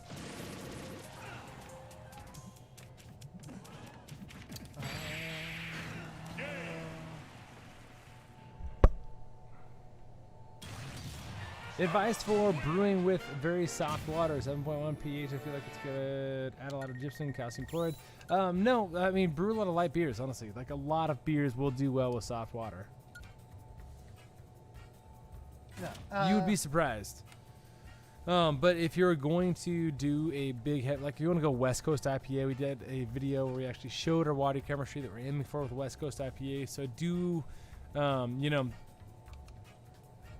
try those out, build up big water profiles. Something like the West Coast IPA is going to take some more mineral. So in that instance, gypsum's good. But if you have really light water, try to brew some lagers, because you're one of the few people in America that can do that without having to do a lot of adjustments. Scott M., send them to the brewery. Yeah. He's asking where to send them. Send them to the brewery. Send beers to the brewery. We will drink them on camera. I'm going to say Count Chocula, or Druncula, that the Belgians do know a little bit better about brewing than the Germans. They're just the Disneyland of brewing world. Like, can you imagine it? The Belgians have done it. Yeah. And it tastes good. I would say they get a lot of bad rap from things like Blue Moon, because Blue Moon is orange juice and not beer. Not even a joke. Blue Moon adds a shit ton of orange juice to every bottle. Or batch, I guess I should say. But I think there's a lot of people out there who go, oh, Belgian just tastes like Blue Moon, or all these weird, funky, spicy yeast. And you're like, well, you're kind of right. It does taste like that-ish for some styles. But, yeah, I love the Belgian aesthetic to brewing. Just like, oh, we have this sitting around. We should put this in a beer. Okay.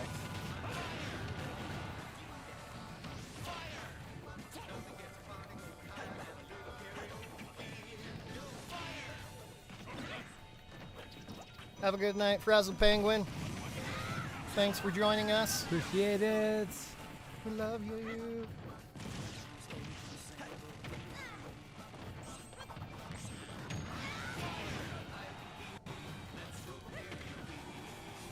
Honestly, we're getting probably on the little bit too late night side to be answering a ton of beer questions. But, we'll try our best. If you've got them, throw them out there.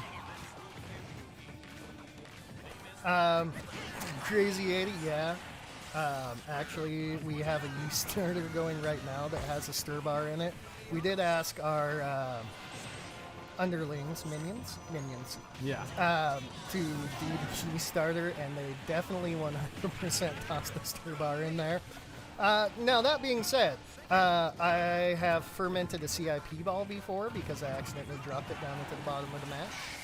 And what else did I ferment? There was a few other things. There's been plenty of times, yeah. Things drop things down into. Yeah, it's okay.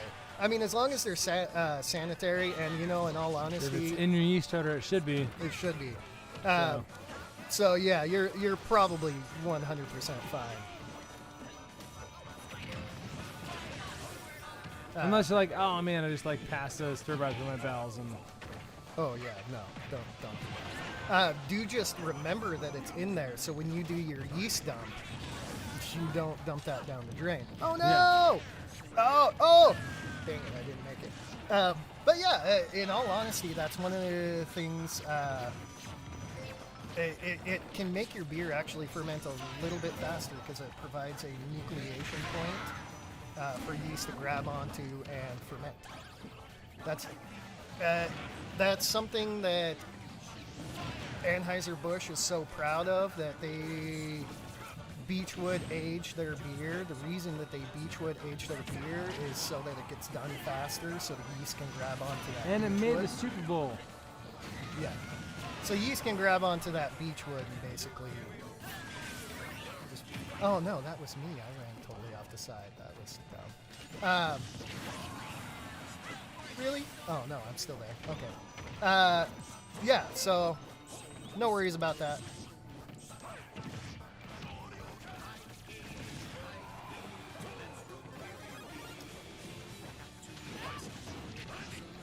Oh man, that's sad. Count Druncula threw a stir bar into his garden because a fly got into it. You should have just seen where that yeast starter was going to go, man. Flies, because of what they get onto, actually have a bunch of really interesting yeast attached to them. I don't know they would be good, but it would be a fun experiment. And that's what we're all about. And do keep in mind, I mean, even things with that, like, Belgians open ferment. Well, a lot of people open ferment, actually. Belgians do the cool shit, and there are definitely flies and fruit flies that fall into that. Something you can't really prevent, especially the way that they did it. And it can, as long as you have your base cultures in good enough, it shouldn't affect it too much. Because your base culture of yeast and or bacteria should outcompete. Depending. I mean, if you get bread and it's not going to be outcompeted. It'll just bide its time and wait until the yeast falls asleep and be like, ha, guess who's back? Bread, baby.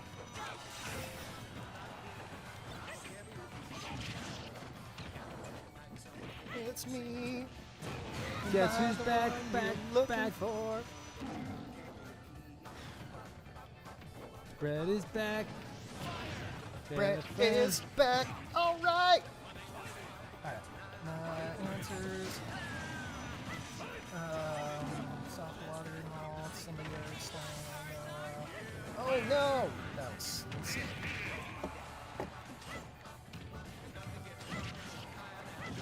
Frazzle Penguin, that is actually a good thing. That's how we get our stir bar out, is we take a little magnet, stick it on the bottom, pull it out of the top. As long as you remember to do that.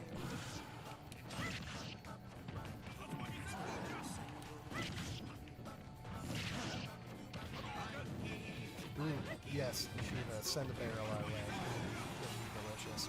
We'll drink it. Alright, night again, Frazzle Penguin, Fearless. Yeah, some alt beers are cool shit. Alt beer. There is a style that does not get enough recognition. So It is a tasty basty.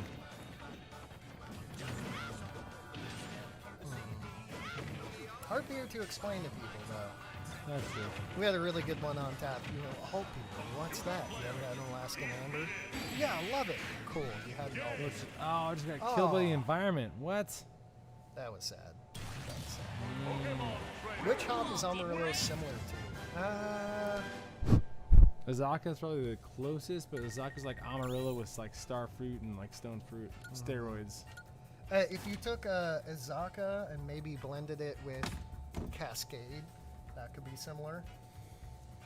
Amarillo's a little hard. It has some very sweet candy orange flavors to it, some good grapefruit, but still a little bit spicy, like most of the classic C hops from the Pacific Northwest. So, I don't know. I mean, shoot. Oh, God, sorry. A tandem actually is fairly similar, but more floral. Yeah, I mean, it's in the same wheelhouse, but like, I don't know. It's not quite. It's one of those hops that there's not a direct substitute to it. There's not something that you can say, oh, if I use this, it'll be just fine. If I'm not using Amarillo, I will probably use Cascade, honestly. I think that, or a Zaka, or a combination of both would probably be a Cascade.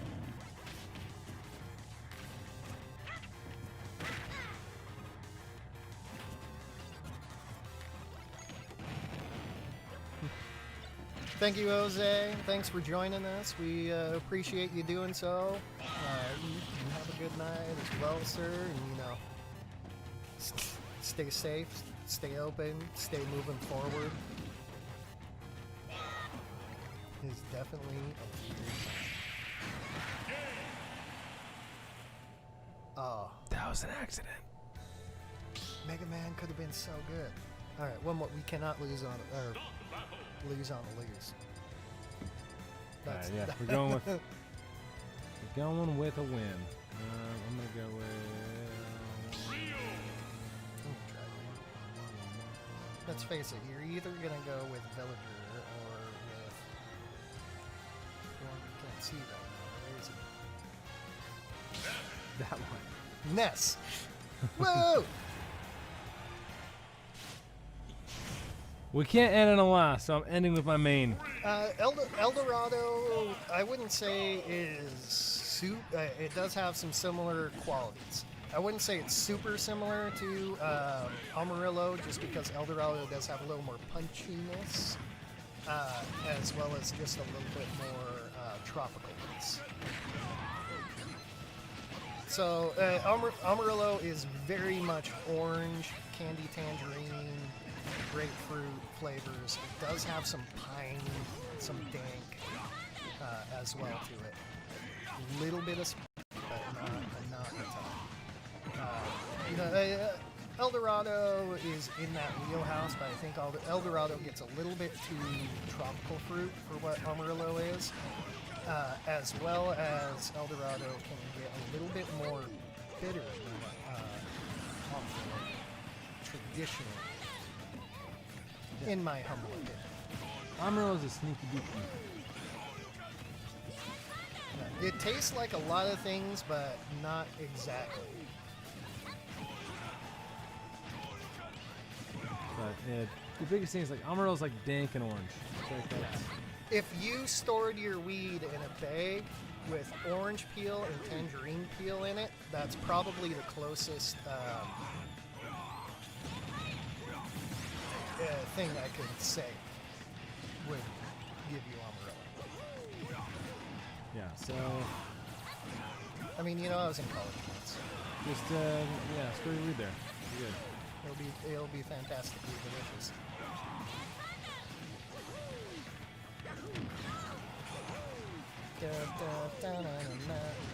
Son! Yeah, get off my platform, son. Get that set. Oh!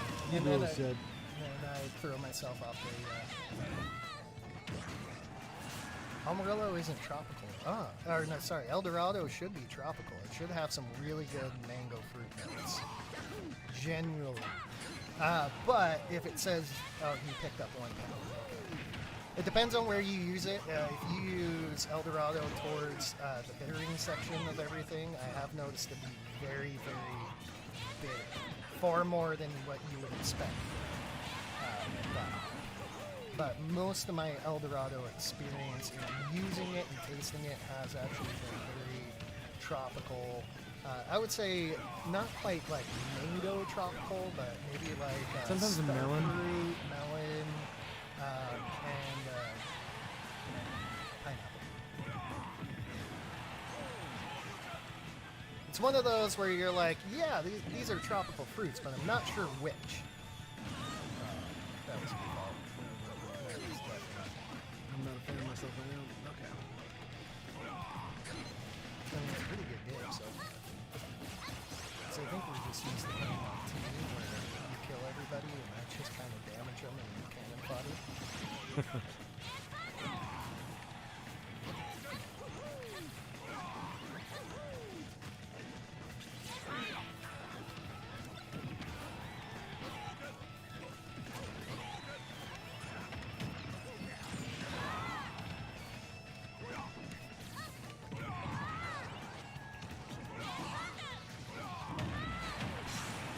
That was nice.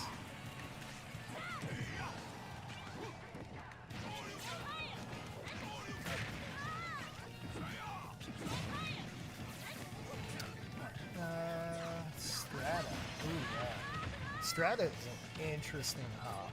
Like, we need to experiment around more with that. Strata can be so tropical but at the same time, it can just be that classic, like, bitter, dank, delicious hop.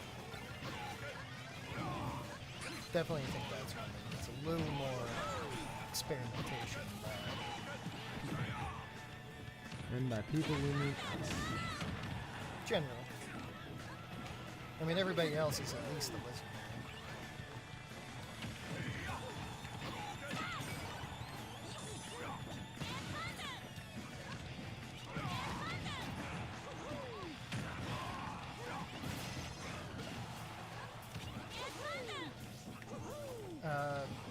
We do not get tropical.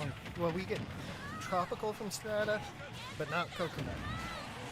I could see how you could get some of that tannic woodiness from Strata, but I personally would not say coconut at all. Yeah, I mean, it's one of those, like, it's got a little bit of tropical notes to it, and then, you know, some of it, other than that, it's kind of like a classic orangey hop. With some softness. Yeah. You know, some softness like coconut, but no coconut. Not compared to something like HBC 472 or Sabra. Yeah, obviously Sabra. Coconut King.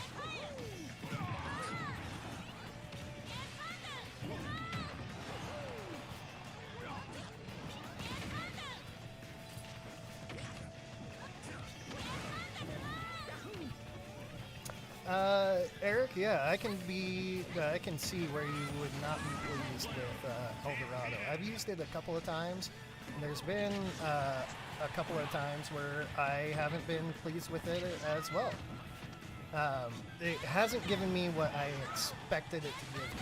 I think Eldorado might just be a little bit harder to pinpoint the good range where it turns from really in the bitter range to the nice tasty range. Eldorado, in my opinion, should not be used as a vinegar hop at all.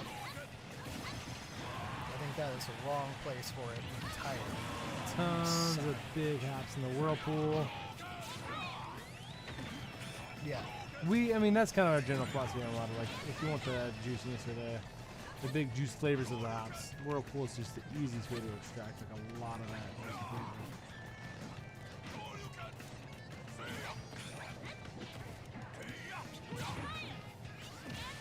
I accidentally, okay, whatever. Yeah, you can spare a life.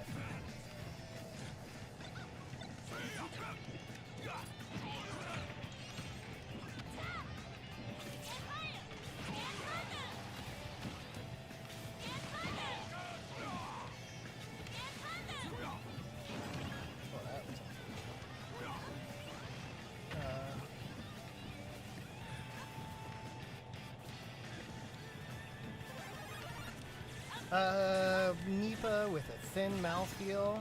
If you're doing a NEPA and it has a thin mouthfeel, add more oats or wheat, preferably flaked oats. For my opinion, I like flaked oats a lot. 40%.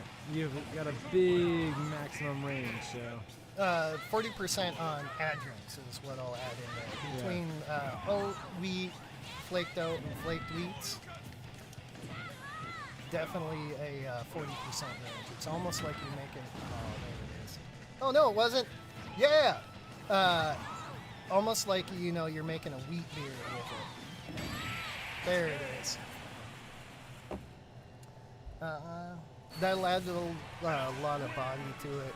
You can add some body-building malts, carapils, caramel pills, 6-row chit. Not 6-row. I don't know why I said that. Chit. Heidi. Heidelberg, some of the other ones. But at the same time, just adding more adjuncts to it will add better flavor to your NEPAs, as well as adding that body. Yeah. Trusted Mama, Strata is like a dank, cascadey citrus peel, beach party in my mouth. That is pretty accurate, actually. Yeah. the essence of tropical, but not the taste. Like if you went out to a lake in the middle of a desert and, you know, you were throwing up lawn chairs, making pina coladas, kind of tropical. You're That not kind. in the tropicals, but you are. You're experiencing it. Yeah, it's Yeah. tropical adjacent. Yeah.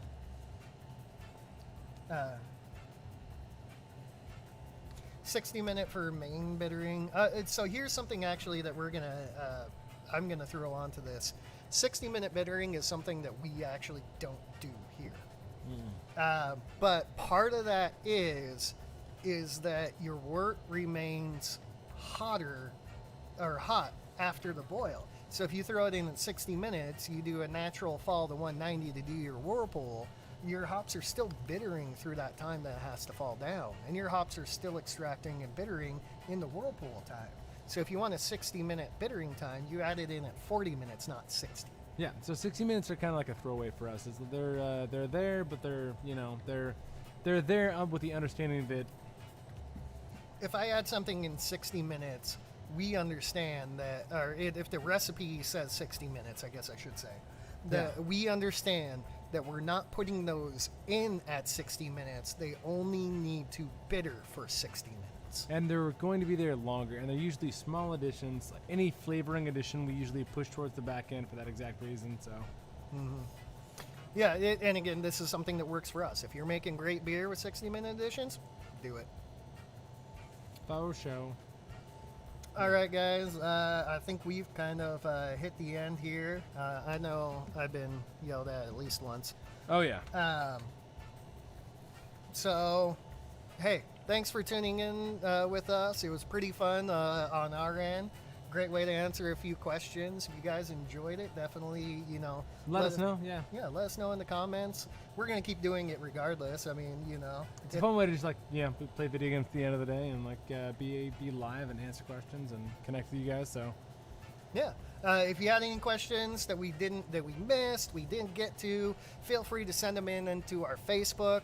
Definitely smash that like button because that's we're playing Smash Bros. And I think you say smash the like button. Is that still a thing? I'm not too old. Smash that like button. Subscribe to the slap button. Yeah, all of that. Follow us all on Instagram, Facebooks for all that good stuff. Yep. And again, we're always here to answer your questions and help you make better beer. Yeah. Or if you just want to be entertained for a while. Onlyfans.com/Genius Brewing. So If you want to see some people getting wet. it's literally just us hosing each other down. Yeah, but that's All still right. fun, right? Yeah, exactly. All right, cheers, guys. Thanks. We'll see you next time.